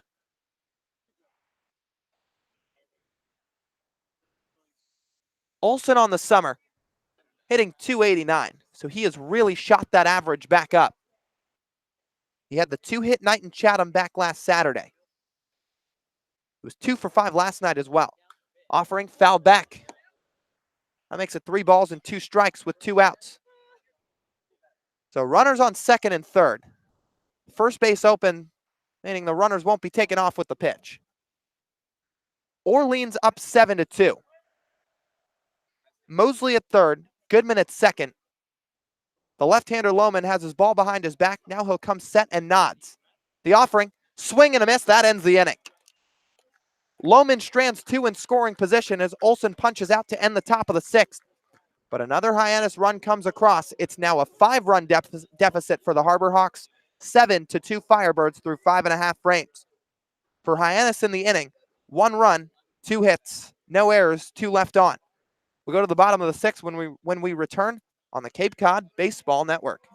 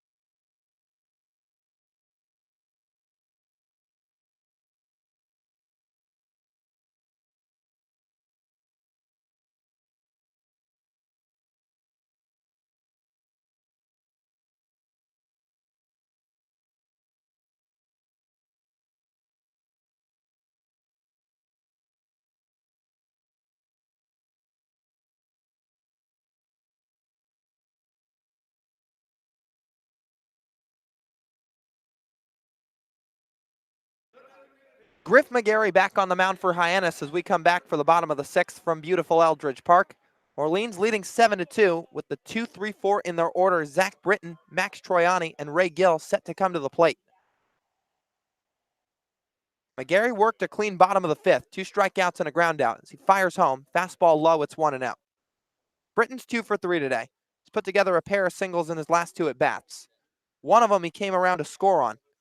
Back in the bottom of the 4th, was 1 of 3 Orleans runs to cross the plate.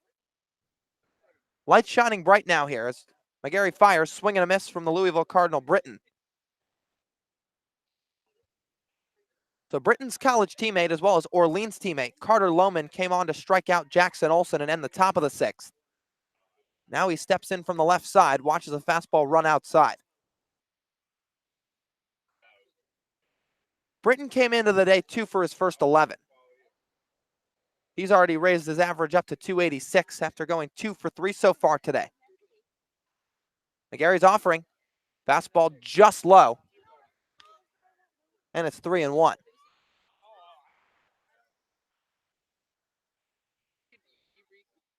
So the hill is still completely packed. Almost nobody's left the building so far. McGarry fires home. Swinging a high pop-up. Very shallow left field. Couple of the infielders going back. Hauver coming in. Calls everybody off. And makes the grab. So that'll be the first out of the inning. An F7 to retire Zach Britton will bring up Max Troiani.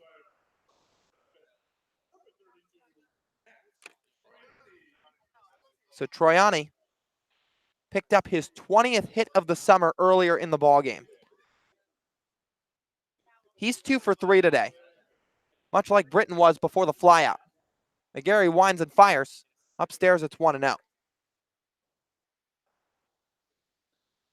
And Troiani came into the day 5th in the league in average, 4th in hits. As McGarry comes home, fastball at the knees, 1-1. And again, Troiani's not a guy who's racked up a lot of extra base hits. In fact, 19 of his 20 hits have been singles. So McGarry fires home, and the singles king watches it down and away. It's 2-1. Don't let it fool you, though, however. Troiani has power, and he can swing it for extra bases. In fact, he hit 9 home runs in his 2019 campaign at Bentley. McGarry's next offering. Down low, 3 balls and a strike. In fact, Troiani hit a third of his home runs in 2019 in one game this year. That came against Southern New Hampshire earlier in the school season. Now McGarry, the 3-1. Good fastball on the outside corner, 3-2 the count. So Hyannis had Matthew Barefoot last season, who hailed as the 2018 Cape League MVP, but maybe Troiani making a case to this year. Offering on the outside corner, strike 3. Griff McGarry makes it his 3rd strikeout of the night, the first one looking. Troiani goes down for the 2nd out of the 6th. That'll bring up Ray Gill. He produced an RBI walk in his last at bat, but hasn't recorded a hit yet. Orleans as a team has 10, and 7 runs have come across as a result.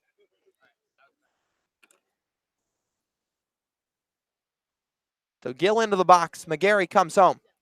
Good fastball for a strike.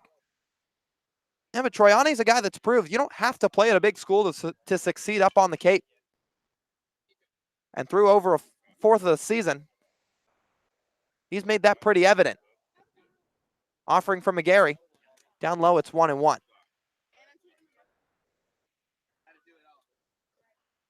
So again, Barefoot, a small school guy. He played at Campbell University, who won the MVP in 2018. But Troiani has to be on the short list at this point of 2019 candidates. The strike is called to the hitter Ray Gill. It's 1-2. And Max really did it all in his season at Bentley. Along with the 9 homers, he stole 17 bases. He hit .320. So he really proved to be a pretty vital piece of that ball club as that one misses down. And here for Kelly Nicholson, he seems to rack up start after start. He's in left field tonight.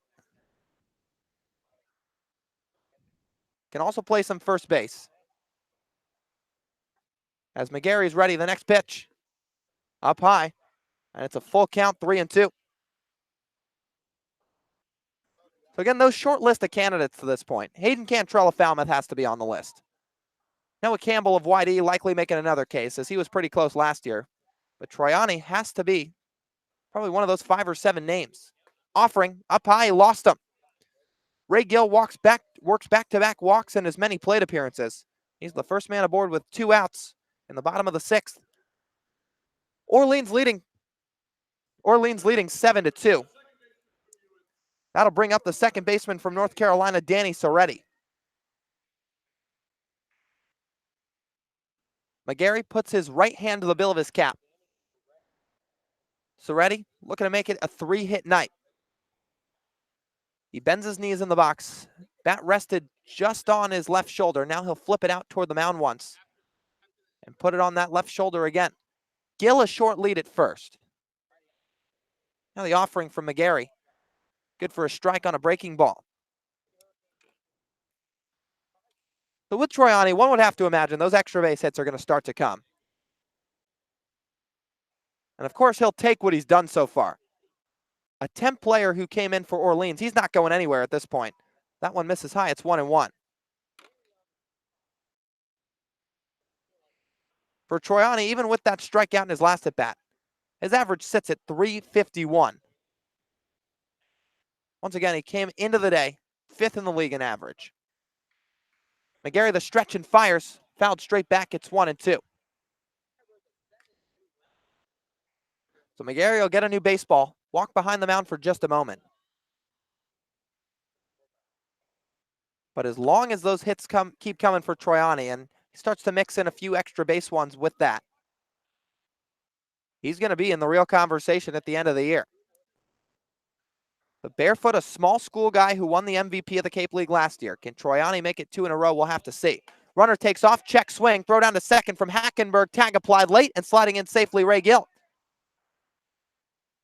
So Servideo keeping his glove on him to make sure he doesn't come off the bag. But appeal down to second from home plate umpire Tom Carey, and Brian Troop says the hitter, Danny Soretti, doesn't go around. That's kind of a tough break for McGarry, who bent his knees a little bit after the call. And Chad Gassman's having a few words with Tom Carey as well. He's not really sure why Carey's asking Brian Troop, the third base umpire who's moved over to second. Or rather, he understands, but he's not too happy about it because the left-handed hitting Soretti checked his swing and probably wasn't the best angle on it, as only a 3 umpiring crew here tonight. And now the umpires are going to have a conference of their own.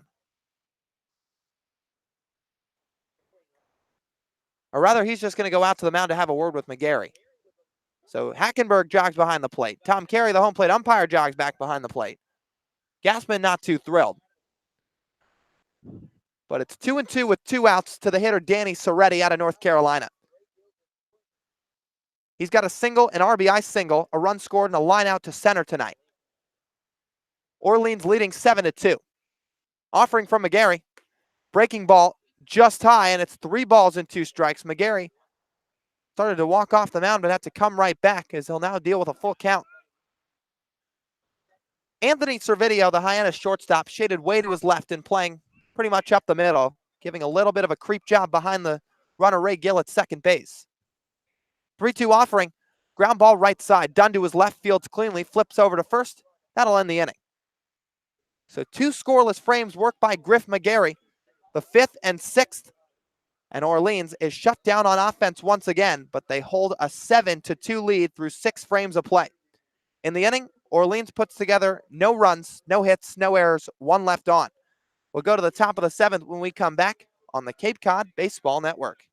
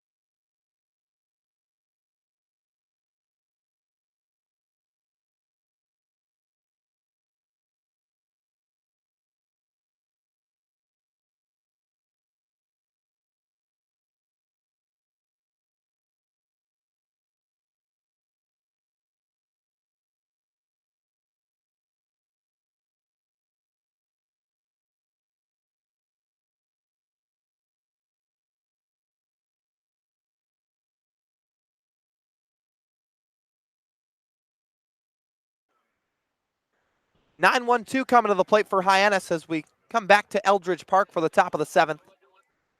It'll be Hackenberg, Anthony Servideo, who will then be followed by Rowdy Jordan. Carter Lohman back on the mound, the left-handed arm out of the University of Louisville.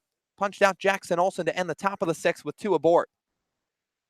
He rocks and deals the first pitch to Hackenberg. Ground ball left side, fielded cleanly by the third baseman Whitcomb. Throws across, low throw, but nice grab by Shea Whitcomb.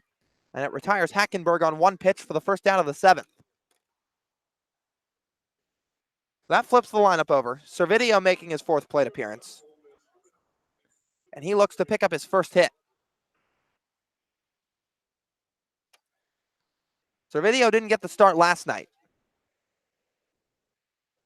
Comes into the at-bat hitting just 114, but looking to skyrocket that average a bit.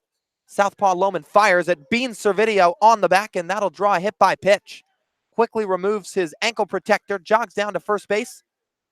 And the first Hyannis runner of the top of the 7th is aboard with just 1 down. That'll bring up Rowdy Jordan. Now the switch hitter moves to the right side tonight. First 3 plate appearances were from the left. In those 3, he walked and was stranded at second. Also grounded out to first and grounded out to the pitcher.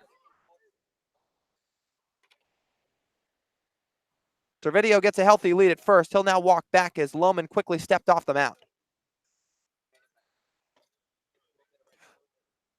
Lohman hides the ball behind his back. Now he'll come set. He delivers. Fastball runs outside.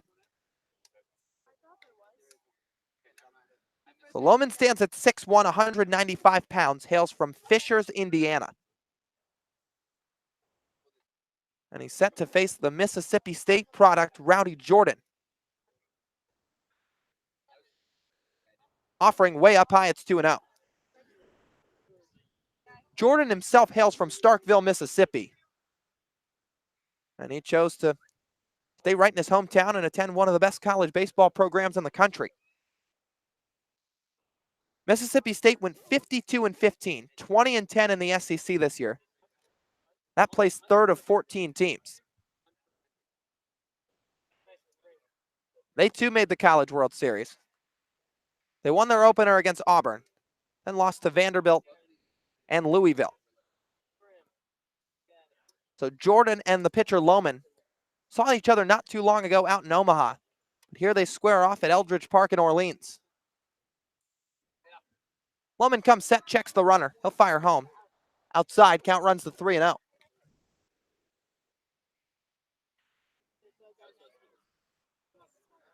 Rowdy Jordan had 19 multi-hit games in 2019. And 16 of them came after that Auburn series where he really jump-started his sophomore campaign. 3-1's a fastball at the knees, it's 3-1.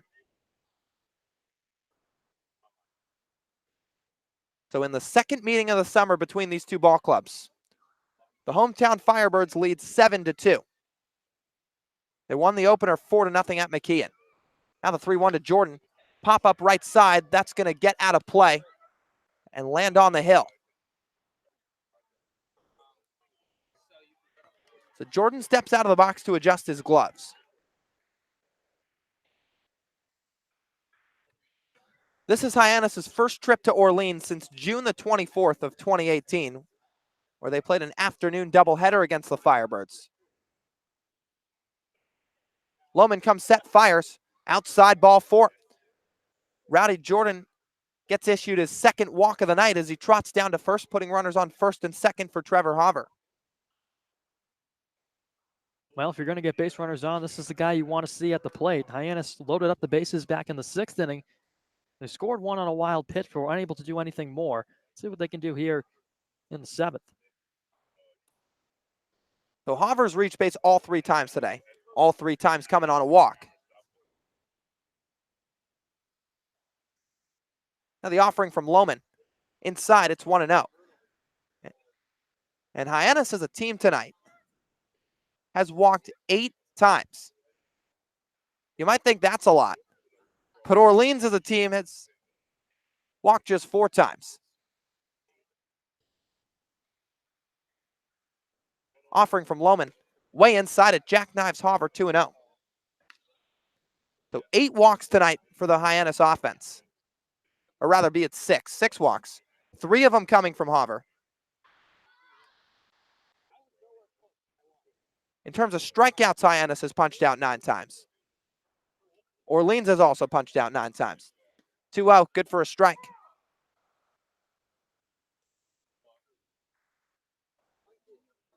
Haver in his season at ASU walked a total of 39 times. And so far tonight, he has 3. 2-1 count. Pitch, swing and a miss. Haver gives a weak wave at it, comes up empty. It's 2-2.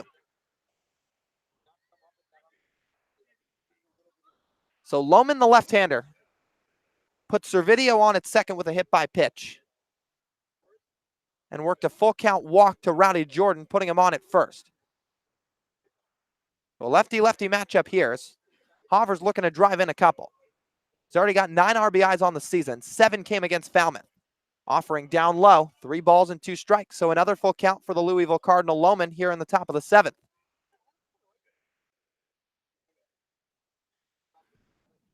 Hyannis with 5 hits tonight. That's already more than they had in game 1 against these Firebirds. In that 4-0 loss, they put together just 4 hits. Nick Lofton had 1. Haver had 1. Hackenberg had 1. And Brooks Carlson had 1. Full count offering. Inside ball 4. A 4-walk evening for Trevor Haver as he trots down to first, and it loads the bases for Lucas Dunn. Well, I get the approach to stay away from Haver with 13 home runs in his sophomore year at Arizona State. He does have the power, we know that. But to stay away from him in 4 plate appearances and be able to have the patience to draw 4 walks, it's really an incredible night for Trevor. Probably something he's never experienced before. First pitch to Dunn. Outside ball 1, but you're absolutely right, Brendan. This Orleans pitching staff just wants no part of him. That's 11 walks for Haver on the season now. And that's a team lead. 1-0 to Dunn. Outside, 2 balls, no strikes. Jared DeSantolo has 10. That led the team coming into today. I'm sure he didn't think Trevor Haver was going to walk 4 times. Trevor probably didn't think he was going to walk 4 times. But DeSantolo was tied for 3rd in the league in walks coming into tonight. Just like that, Haver passes him up. Time called. Orleans is going to have a conference on the mound. Pitching coach is going to come out along with catcher Rob Emery. So far, Hyannis has loaded the bases with just 1 out so far in the top of the 7th inning. They trail by 5. It's a 7-2 Orleans lead.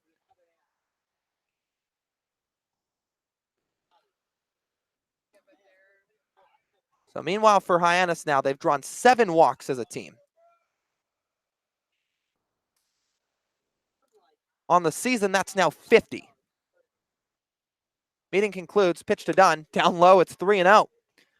There's already been 3 free passes in the inning. Servideo was hit by a pitch. Rowdy Jordan was walked. Trevor Haver was walked. Now, Hyannis is a team that, as a whole, has walked a pretty good amount of batters on the pitching side as that one gets away from Dunn. Here comes Servideo from third base. He's going to step on the plate.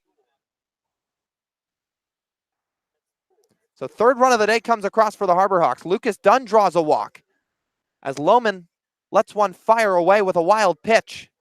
And Kelly Nicholson's quickly going to come out to the mound. That'll end his night. So Hyannis tonight has scored 2 runs on a pass ball.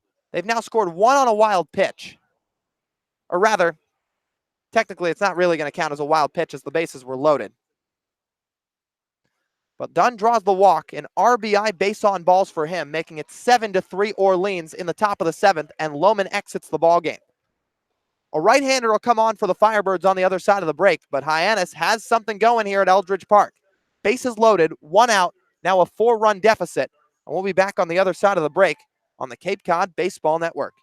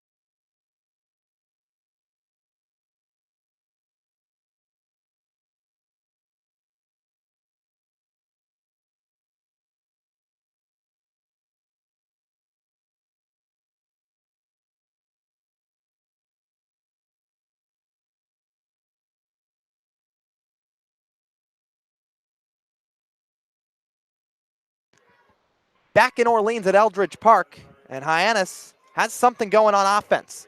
They trail by 4. It's 7-3 Firebirds, as Rigsby Mosley will step to the plate with the bases loaded and just one out.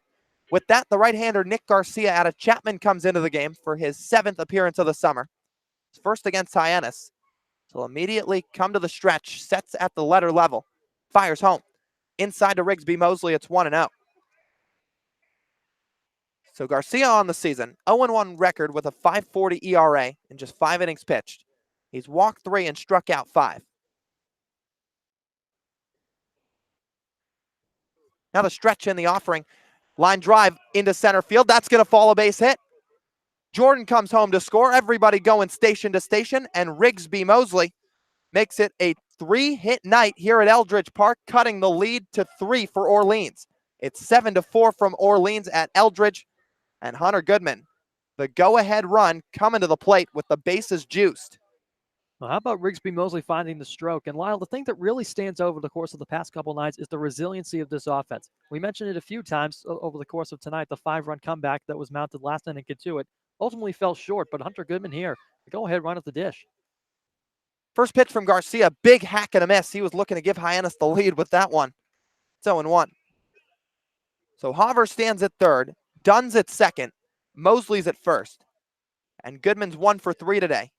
He singled in his last at bat, although he was later stranded at second base. Pitch from Garcia, high and outside. And this is a little bit uncharacteristic for Orleans tonight, as they're just 4th in the league in walks allowed in terms of their pitching staff.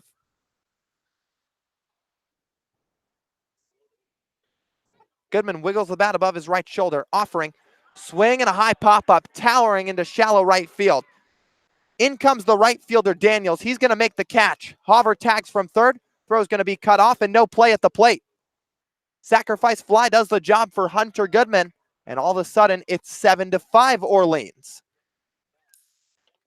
Well, slowly but surely, it's a productive out for Hunter Goodman, the freshman from Memphis. Lofted a high towering fly down the right field line. Daniels had no problem, but an easy way to trot home for Trevor Hoover. And right there was a pop-up so high, it's tough to tell off the bat if it was going to get the job done, as Daniels came roaming in from right field toward the line. Looked like he might have had a chance to come up throwing, but as a result, he didn't get much momentum into his throw.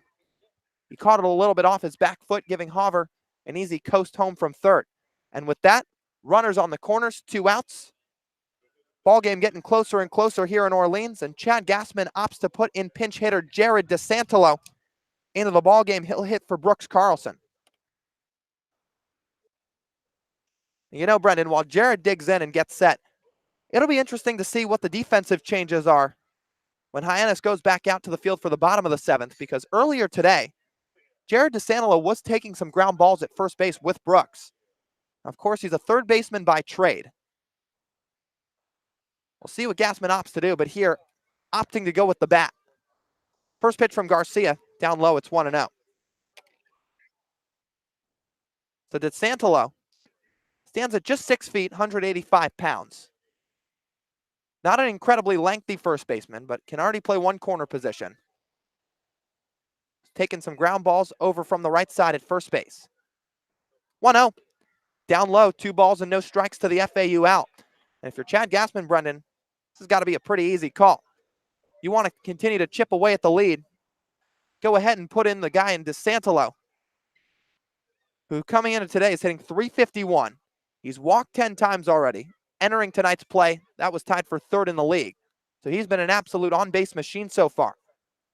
2-0 from Garcia. Popped foul, left side gets out of play. And a pretty easy choice. I know, almost a no-brainer for Chad Gassman here in this situation. You want the bat in the game here in the big spot.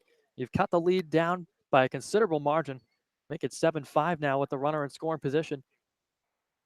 That's Lucas Dunn down at third, and he's got some speed. But with 2 outs in the inning, got to find some green grass. So Dunn at third.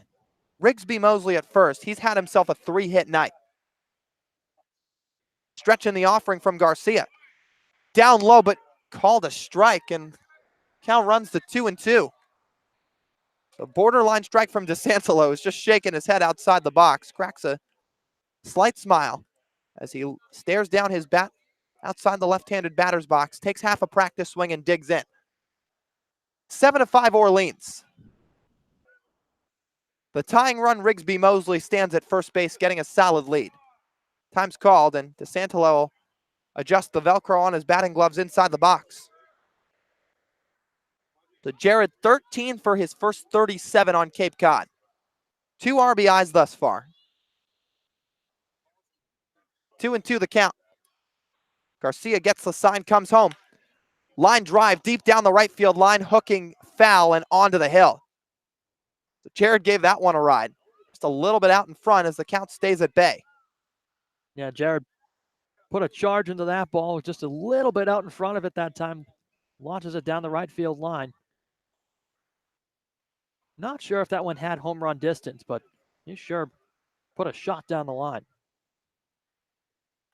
Well, Jared's just looking to extend the inning. He gave that one a ride down the right field line, but he'll take an opposite field base hit, which he's done so well this summer. 2-2.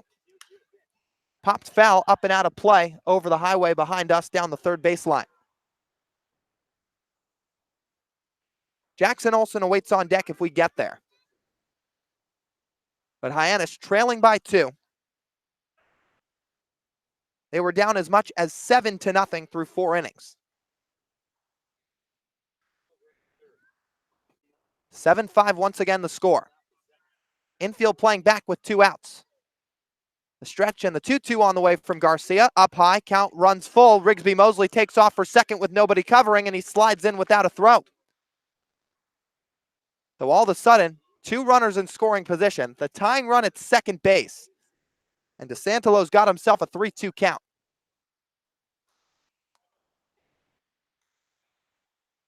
Dunn at third. Mosley at second. DeSantolo, the hitter from the left side. Looking to pick up hit number 14 in a critical situation. Full count offering. Down low, he lost him. Jared DeSantolo draws his 11th walk of the summer, and it reloads the bases as Jackson Olsen strides to the plate, looking to potentially tie this ball game up for Hyannis. Well, you were talking about the 4-walk night for Trevor Hauver a bit earlier, Lyle, and DeSantolo gets his shot, put up a tough at bat. He fouled off a couple of pitches onto the highway, and that time all he had to do was watch a fastball. Picks up another walk, and it loads the bases here in the biggest spot of the ball game for Jackson Olsen. So Olsen today 1 for 3. Pitch from Garcia. Swings at the first pitch, drills it out to deep right center. Lala going back, he's got a beat on it, and he makes the grab at the deepest part of the ballpark. So Jackson Olsen gave that one a ride and a half. It's 434 feet to center field here at Eldridge Park. And Jordan Lala had a whole acre of ground of room out there as he tracks it down deep into the gap in right center. And that'll end the inning. So 3 runners left on base for Hyannis, but they've cut away at the lead. They now trail by just 2 after the top of the 7th inning. We'll go to the bottom of the 7th when we return. It's Orleans 7, Hyannis 5 on the Cape Cod Baseball Network.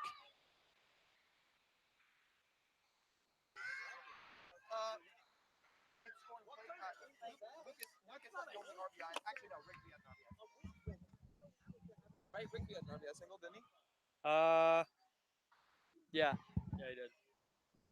Yeah, Lucas had an RBI walk, Rigsby had an RBI single, and Goodman had a sac fly. That ball was murdered. Is Rigsby a righty or lefty batter? Lefty. I'm depressed. Dude, that ball was What, you don't like called play? Oh my god. okay. They scored a run.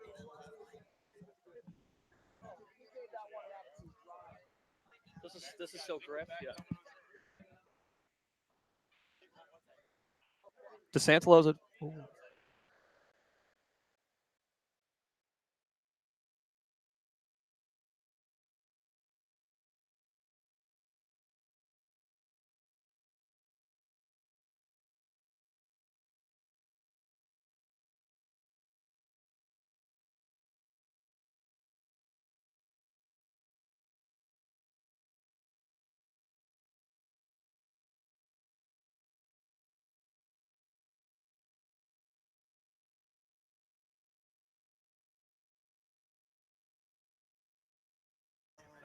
Bottom of the 7th here from Eldridge Park, and things have gotten a whole lot more interesting.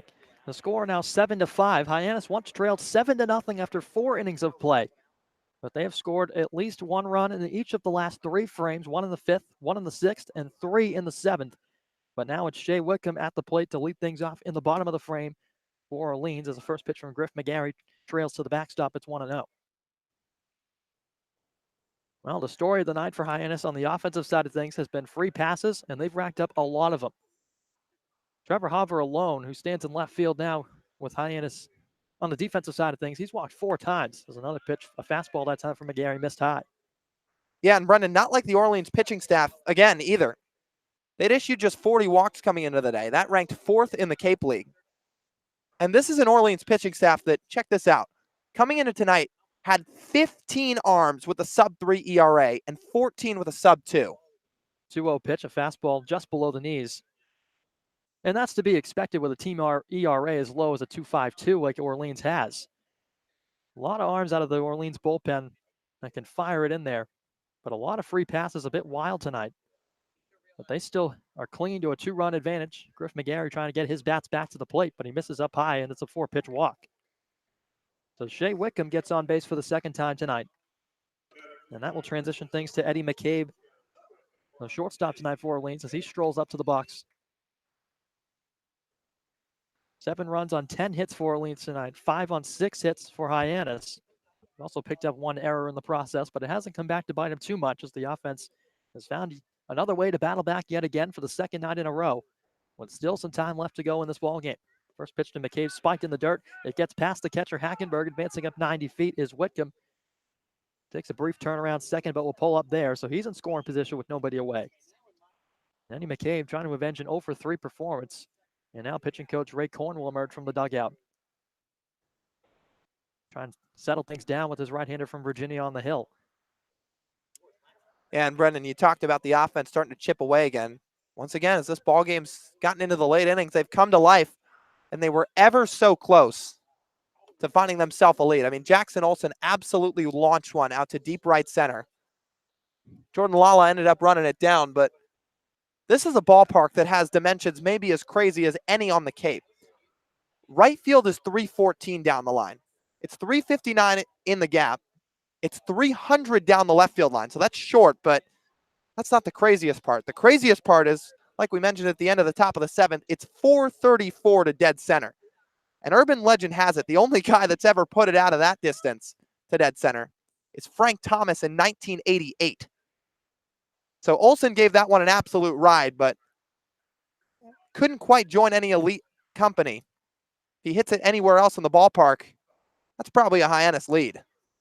Well, 434, the furthest dead center you'll find here on the Cape League, as Olsen put a charge into it, but resulted in nothing across for Hyannis as a fastball misses up and away from McGarry. Now 2-0 here to McCabe. Second straight battery's gone here, 2-0 to lead things off in the 7th. Shea Whitcomb, who stands at second, walked to lead off things. And McCabe waves the bat toward McGarry a couple times. A peek back towards second from the right-hander. Double takes and now comes home. Fastball in for a strike.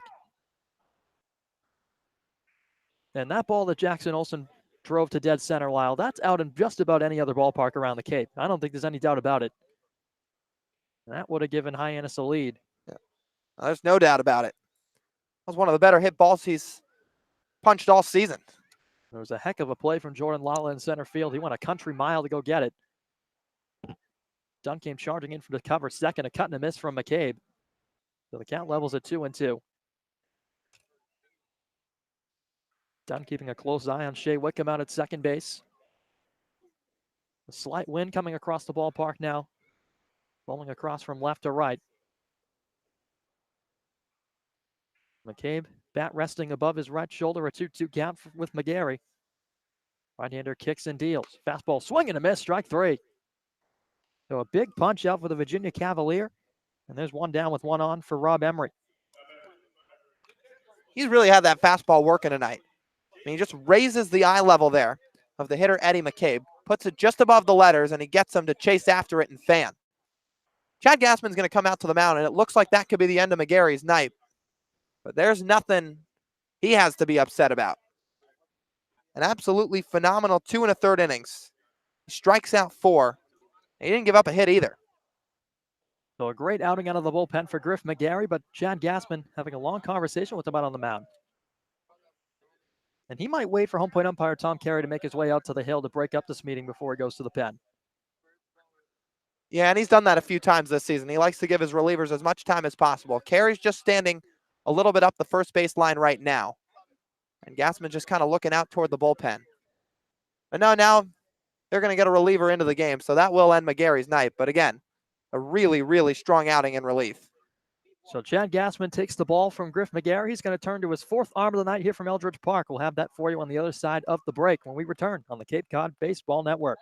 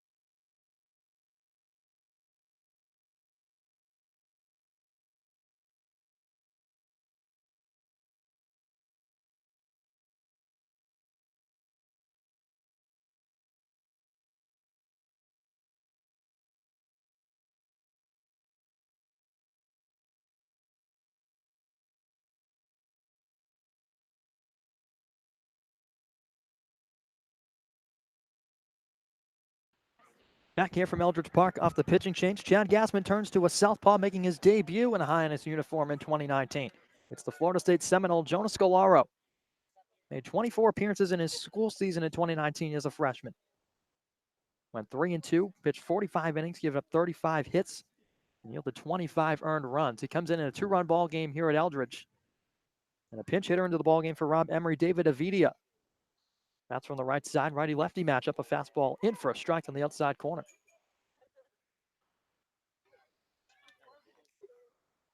Now Scolaro, an All-American in 2018. He's got baseball in his bloodline. Dad Donnie spent 2 seasons with the Houston Astros organization. As he stares down the hitter, Avidia, 0-1 breaking ball, catches the bottom of the zone, strike 2. So Orleans trying to add on against a Hyannis offense that has come surging back, scoring in each of the last 3 trips to the plate. They've racked up just 6 hits, but an abundance of free passes. And Scolaro on to try and get them back to the plate. He's got a 0-2 count against Avidia. The pitch, swing and a miss, strike 3. Foul tipped into the glove of Hackenberg. Down goes Avidia in a pinch hit appearance. Back-to-back strikeouts for the Hyannis staff, and that'll bring up Zach Daniels. That's a sharp breaking ball from Scolaro. He's a guy that mixes in a fastball, curveball, slider, but that one just a really nice breaking ball. He gave it a Avidia to swing right over it. Pretty good appearance, or pretty good first impression to start his night. So here's Zach Daniels. He's had himself a nice night out of the number 9 hole. 2 for 3 to this point. He's got a runner in scoring position. That's Shea Wickham, who led off this inning with a walk. First pitch from the left-hander on the way, a breaking ball in for a strike right down Broadway. Well, this Hyannis offense has come alive late in the past couple of games. Took until the 8th inning last night to burst through for a 5 spot. And 3 here tonight at Eldridge Park against Orleans in the 7th. So Scolaro looking to finish things off in the 7th in his Hyannis debut. The 0-1 pitch, fastball up and away. Count levels at 1-1. Crowd starting to thin out down on the hill, down the first base line. Same could be said beyond the Hyannis dugout on the third base side. The baseball plays on. It's been an entertaining ball game tonight. Scalaro comes set, takes a look back towards second. Now the 1-1. Breaking ball, a called strike two. Daniels a spin and a look back toward Tom Carey. That one was a bit low and away, but Scalaro will take the benefit of the doubt nonetheless. That felt like as late of a call as I've ever seen. Took Carey a little while to make the decision, but regardless, it puts Jonas Scalaro at a 1-2 count. Well, one pitch away from getting Hyannis right back to the plate. Comes set at the belt. A breath and a look back towards second. A 1-2. Breaking ball down. Just missing below the knees. Well, Daniels a 152 hitter coming into action tonight, but that average has risen. Couple of base hits, one in the second, one in the fourth, came around to score each time. Part of a 10-hit performance this Firebirds offense has put on. Scalaro set is 2-2. Fastball cut and a miss, strike three, got him. Back-to-back strikeouts for the Florida State Seminole gets Hyannis out of any trouble in the seventh. Let's see what the offense can do when we return for the top of the eighth. It's 7-5, Orleans out in front on the Cape Cod Baseball Network.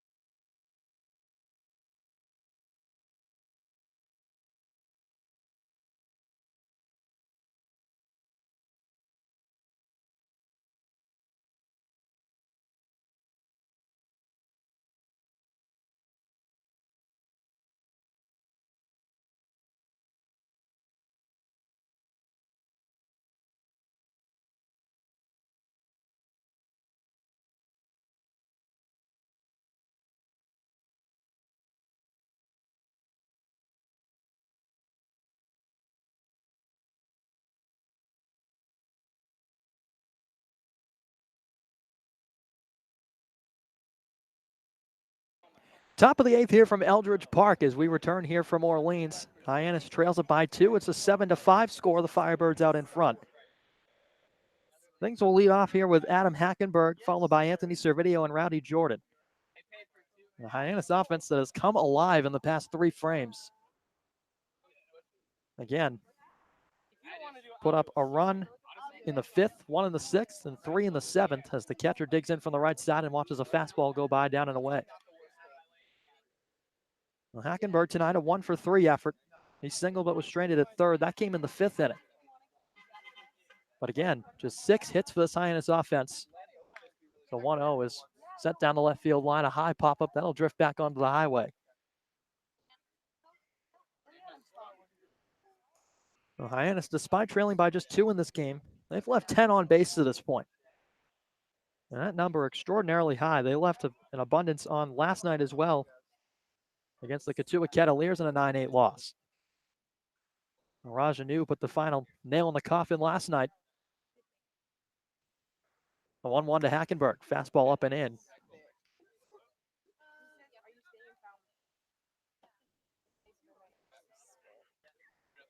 Anthony Servideo, who waits on deck, spin aboard once, was hit by a pitch, came around to score. Otherwise 0 for 3. The 1-2. Fastball that's up high. Nick Garcia, who came on in relief of Carter Lohman, who had some struggles. He walked 3, struck out 1. Didn't give up any hits. It only lasted just 2/3 of an inning. It's part of a Hyannis surge. The 2-2. Fastball fouled straight back onto the screen. Adam will kick some dirt around and walk back into the box after adjusting the batting gloves. So the right-hander Nick Garcia hails from San Carlos, California. Plays his college ball at Chapman. He went a spotless 9-0 in his 2019 season, trying to help out the Firebirds here. The 2-2. That misses downstairs, ball 4. So the count had actually run to 3-2 on Hackenberg as he heads down to first for the second time tonight. And yet another free pass given up by these Firebirds pitchers. That looks like that might be the evening for Nick Garcia. But with Anthony Servideo waiting on deck, Garcia will hand the ball over, and that will conclude his evening. He trots back to the dugout. We're going to get another pitching change here from Eldridge Park here in the top of the 8th with the scores. The Firebirds 7, the Harbor Hawks 5 on the Cape Cod Baseball Network.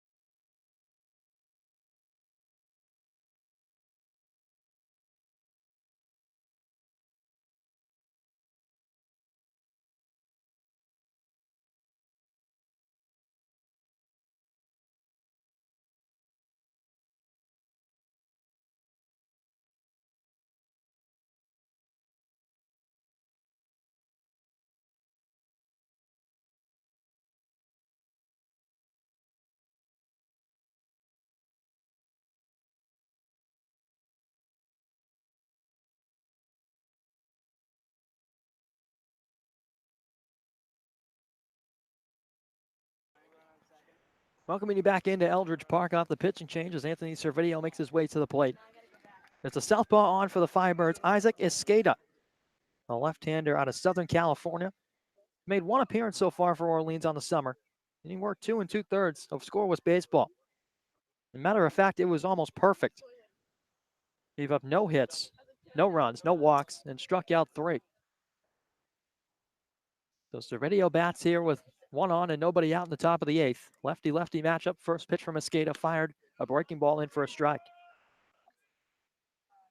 So Servideo looking to find himself aboard for the second time in as many innings. The left-hander Escada toes the rubber again. Stares down Servideo in the left-handed batter's box. Southpaw looked to first, now comes home. Fastball pops a mile high in the air on the left side of the infield, drifting over Whitcomb and McCabe. And it's going to be Whitcomb to put it away for the out.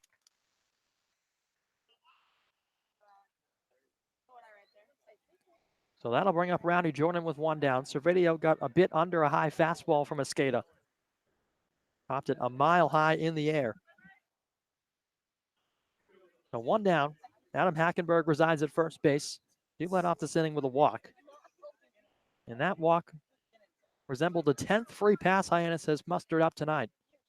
They've left 10 on base, but they've matched it with free passes. So Roundy Jordan looking for his first hit of the summer. No time like the present. A chopper right back to Escada on the mound. He's going to go to second. A wide throw fielded by McCabe. Back to first. In time, a double play. A 1-6-3 double play gets Orleans out at the top of the 8th. Jordan just hit a little number back to the mound, and Hyannis led off the inning with a walk, but nothing comes of it. They still trail it by 2, bottom of the 8th, with Orleans coming back to the plate in a 7-5 ball game from Eldridge Park on the Cape Cod Baseball Network.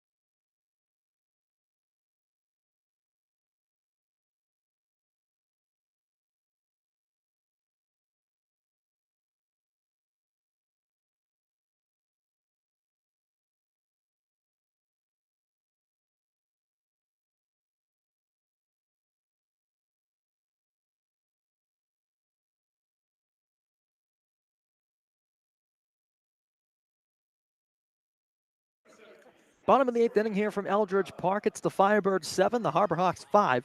Jonas Scalaro back to the hill, working against the top of the Orleans order. Jordan Lala, Zach Britton, and Max Troiani do up. Orleans just trying to tack on some more runs and provide some insurance. The Hyannis offense came striking back again. We talked about it a little bit last night. It's been the resilience of this offense that's what stood out over the past couple of nights. Scalaro winds and deals. First pitch of the inning, a high fastball that brushes Lala back a bit.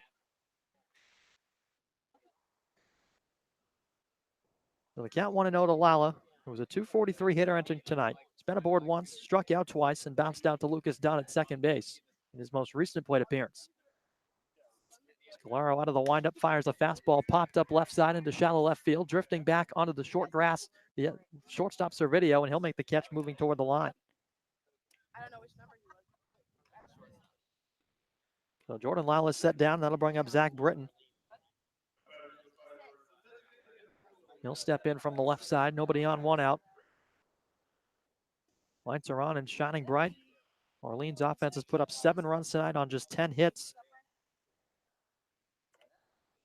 An offense that came in 7th in the league in the Cape Cod, on Cape Cod, with 110. Tack on 10 more, they're up to 120. 7th in RBIs as well, although they picked up their fair share tonight. Scattered about the 7 runs as Scalaro pumps in a breaking ball that's dropped in for a strike. And this Orleans team just continues to roll through the Cape Cod competition to the tune of 22 points, first in the Eastern Division so far. Scalaro fires, fastball cut and a miss.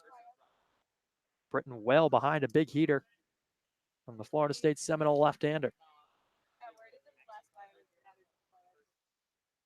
Orleans winners of 4 straight, trying to hang on here, fend off the Hyannis comeback, make it 5 in a row, would improve to 11-4-2 on the season. Next pitch, a breaking ball into the dirt from Scalaro. Skips away from Hackenberg for a moment.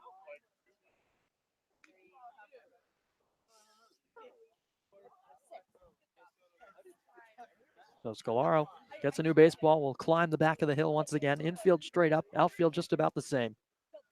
Center fielder Jordan shaded a bit to the left of the second base bag. Scalaro brings the bare hand into the glove, the wind up, the pitch, a fastball high. So the count evens 2-2. Scalaro trying to entice Britton to go out of the zone. couldn't do it. But the left-handed hitting DH stays alive.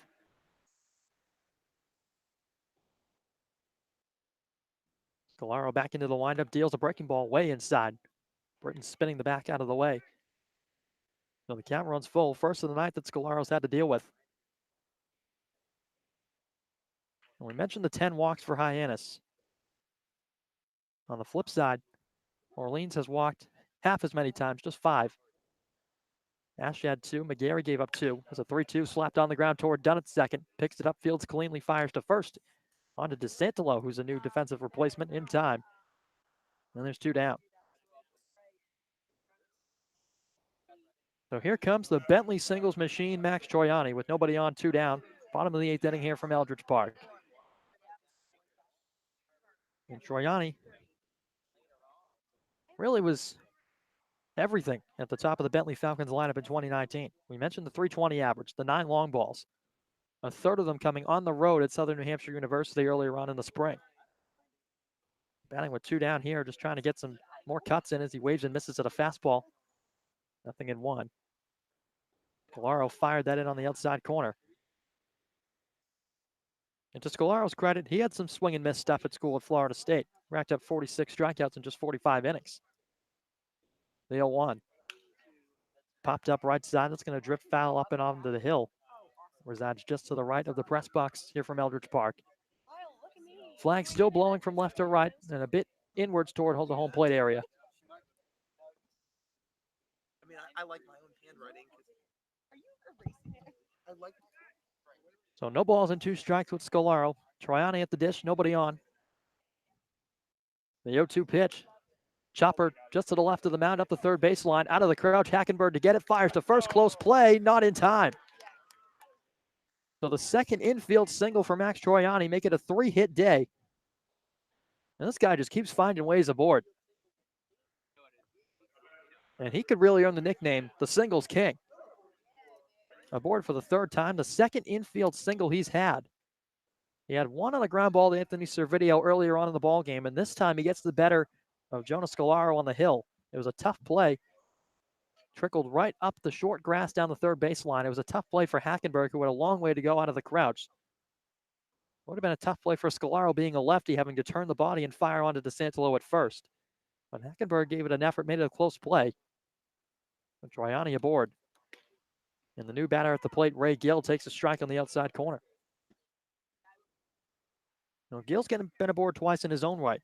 He's picked up 2 of the 5 walks that Orleans has gathered as a team. Each coming in 2 of the last plate appearances, 1 in the 4th, 1 in the 6th. Batting here with 2 down in the bottom of the 8th. Orleans just trying to extend things and perhaps tack on an insurance run. Pitch a fastball high, residing at about the shoulder level as Gill will take a stroll out of the box. So again, getting back to Troiani for just a second. He's got some pop in the bat, but it hasn't come around here on the Cape. When you can rack up over 20 hits through the first just over quarter of the season, you're doing yourself a lot of favors. Gill chops at a fastball and trickles down the first baseline over toward the Firebird dugout.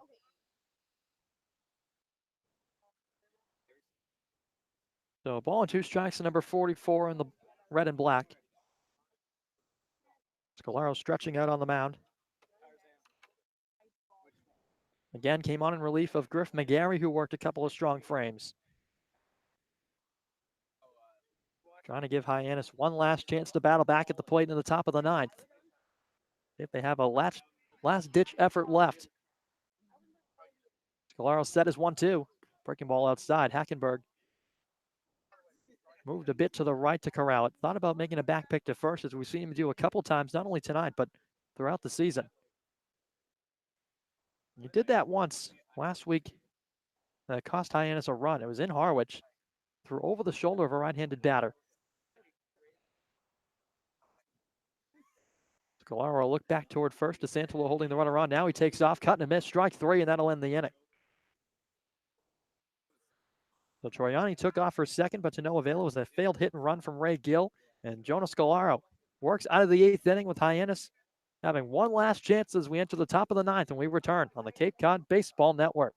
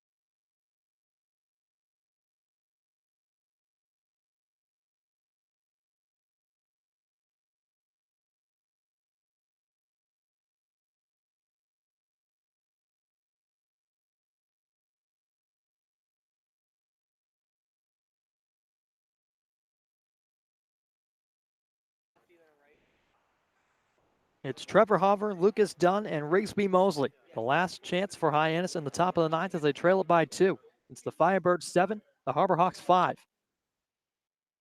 A game that's seen the Hyannis offense mount a comeback. They put up a 5-spot last night in Katuitt. Put up 3 in the 7th here tonight against the Firebirds, a team in first place in the East Division. Hover digs in a lefty-lefty matchup to begin things off. He cuts and misses through a breaking ball.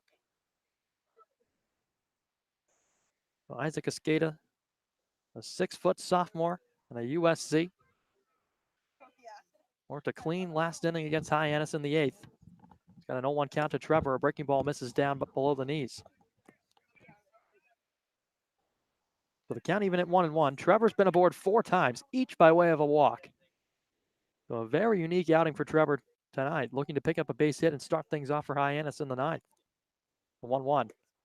Breaking ball misses outside. So 2 balls and a strike. Now, this has already been a night that Trevor, I'm sure, has never experienced a 4-walk performance before. Ahead in the count right now, 2-1 to Escada. He's trying to get aboard any way he can. And he'll take a 5th walk if it means Hyannis can try and mount a comeback. 2-1 breaking ball slapped down the left field line, a high fly, and it's twisting well out of play. So the count will level at 2-2 to Trevor as he picks the bat back up and will dig back in. Escada tossed 60 innings at USC, picked up 52 strikeouts and walked 37 in the process. So he's not immune to giving up free passes. 2-2 to Trevor on the way. Fastball down, 3-2. Well, the count once again filled to Trevor Hover. 1 pitch away from picking up a 5th walk of the day. He's walked 11 times so far on the season so far. And the payoff from Escada. Swing and a miss, strike 3.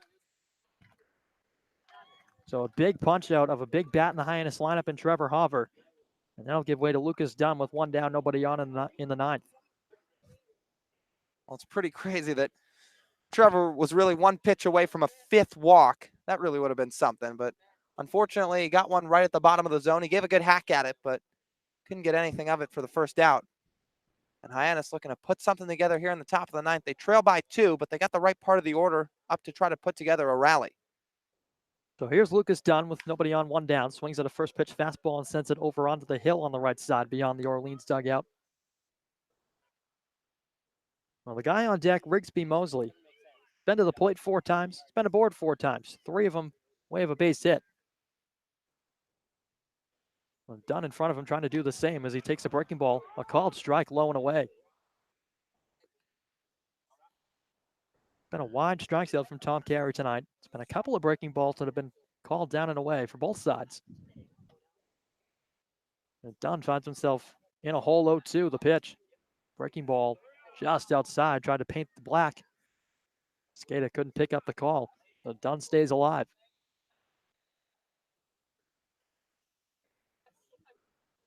Hyannis trying to mount some late inning drama here in Eldridge Park in Orleans. The 1-2 from Escada to Dunn. Swing and a miss, strike 3. Back-to-back Ks to begin the 9th inning. Escada blows a heater right by Dunn, and that will give things to Rigsby Mosley as the last chance tonight. Well, a really good fastball from Escada just overpowered Lucas Dunn right there, who makes it a hat trick of strikeouts tonight. Still down by 2, but you got a good guy up right now to try and extend the inning. Like you talked about, Brendan. 3 hits, reached base 4 times today. The hottest hitter tonight in the Harbor Hawks lineup. Batting from the left side against the left-hander, Escada on the hill. First pitch, breaking ball way out in front. Swing and a miss, he pulled the string.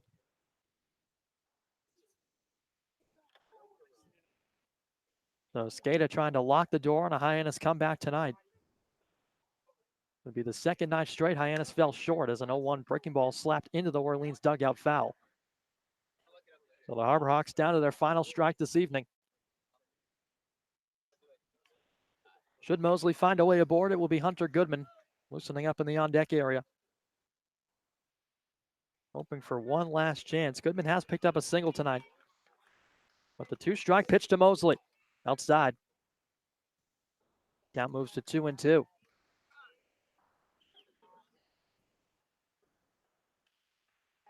The fans here at Eldridge Park that have remained in attendance have risen to their feet. As the skate is 2-2 on the way. Breaking ball ripped down the right field line off the screen, protecting the hill. The count stays at 2-2. Rigsby fighting off an inside curveball to stay alive.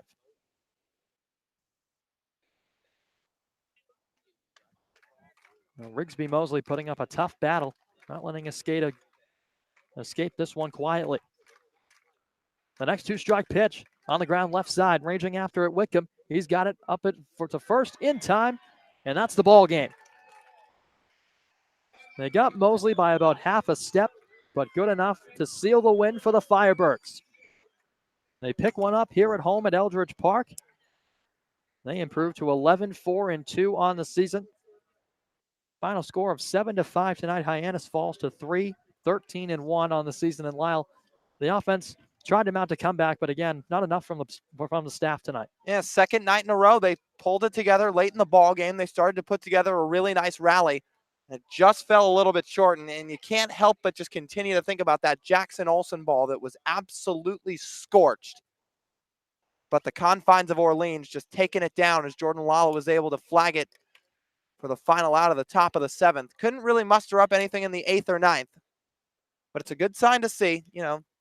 Positive signs coming. This is back-to-back nights. They've really started to rally offensively late and put up some big innings. It's just about closing ball games now. And when you put yourself in a lead and you start to come back, capping it and really putting the finishing touches on it is going to be huge, as well, maybe just kind of trying to get out in front early and not digging yourself into a hole in the first place to begin with. Because Hyannis, they've had some success this season when they've scored early. They've really kind of thrived when they're the first team on the board. It's just they dig themselves into these holes, and while it's good to see that they've come back from them and it's good to see some life from the offense, probably the better formula is if they can just get out to a lead and hold it. So we'll see how they respond tomorrow. Tomorrow they're set to take on a YD Red Sox team that is also offensively very potent, has some good pitching, but Hyannis is starting to figure it out on their own too. So we'll see how tomorrow's response is. It's going to be an interesting one tomorrow night from McKeon Park. As Lyle, you just mentioned, the YD Red Sox coming into McKeon Park tomorrow night. But there are some more positives you can look at from this lineup tonight. Rigsby Mosley, a 3-hit day, as we just saw him at the plate to end the ball game. But besides that, 3 singles and picks up an RBI as well. You could look at Hunter Goodman, who had an RBI, as well as a base hit on a sac fly. That RBI came. Trevor Hover, of course, we mentioned. The 4-walk day came in within a pitch of adding a 5th to that. But still some more positives you can look at. After the 8-run performance last night, the second highest total Hyannis has put up all season long. A 5-spot again tonight. They came alive late. We'll see what happens tomorrow against the Yarmouth Dennis. Yeah, and you touched on Hunter Goodman. That's kind of an underrated storyline that maybe not a lot of people are looking at. This is now 3 straight games he's put together an RBI. So he got off to a hot start early with those 2 long balls. He skidded a little bit. We saw Jackson Olsen do kind of the same thing, but he's really picked it back up now as the season's progressed. And Hunter Goodman's starting to do the same too. I mean, you look at last night against Katuitt. Goodman was 2 for 4 with 3 RBIs. The night before that, he was 2 for 3 with 2 RBIs. That came against the Bourne Braves in a win. And then tonight he picks up an RBI. So he's starting to really clutch up in some tough situations, which is good to see. The 4 walks from Haver obviously loom large. The Rigsby Mosley 3-hit night obviously looms large.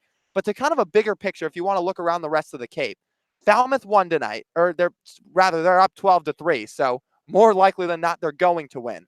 But Bourne did lose to Katuitt. So Falmouth and Bourne are kind of the 2 teams that are hanging around with Hyannis to some extent in the Western Division. So Hyannis is now going to sit 5 points behind the Braves, but you can't help but think to that doubleheader that's coming up on Saturday, as that's going to loom very, very large for both teams. So if Hyannis can kind of just stick around till then, they could really use that to slingshot themselves. Well, before they get to that doubleheader on Saturday, they'll have to go through the YD Red Sox tomorrow night at McKeon Park. But for tonight, a 7-5 final score. The Firebirds win it.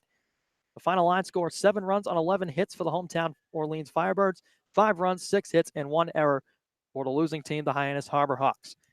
For Brendan Howe and Lyle Goldstein, we thank you so much for joining us here on this beautiful night from Eldridge Park, and we'll see you tomorrow night, a 6 o'clock first pitch time scheduled, Hyannis and YD. We'll talk to you then.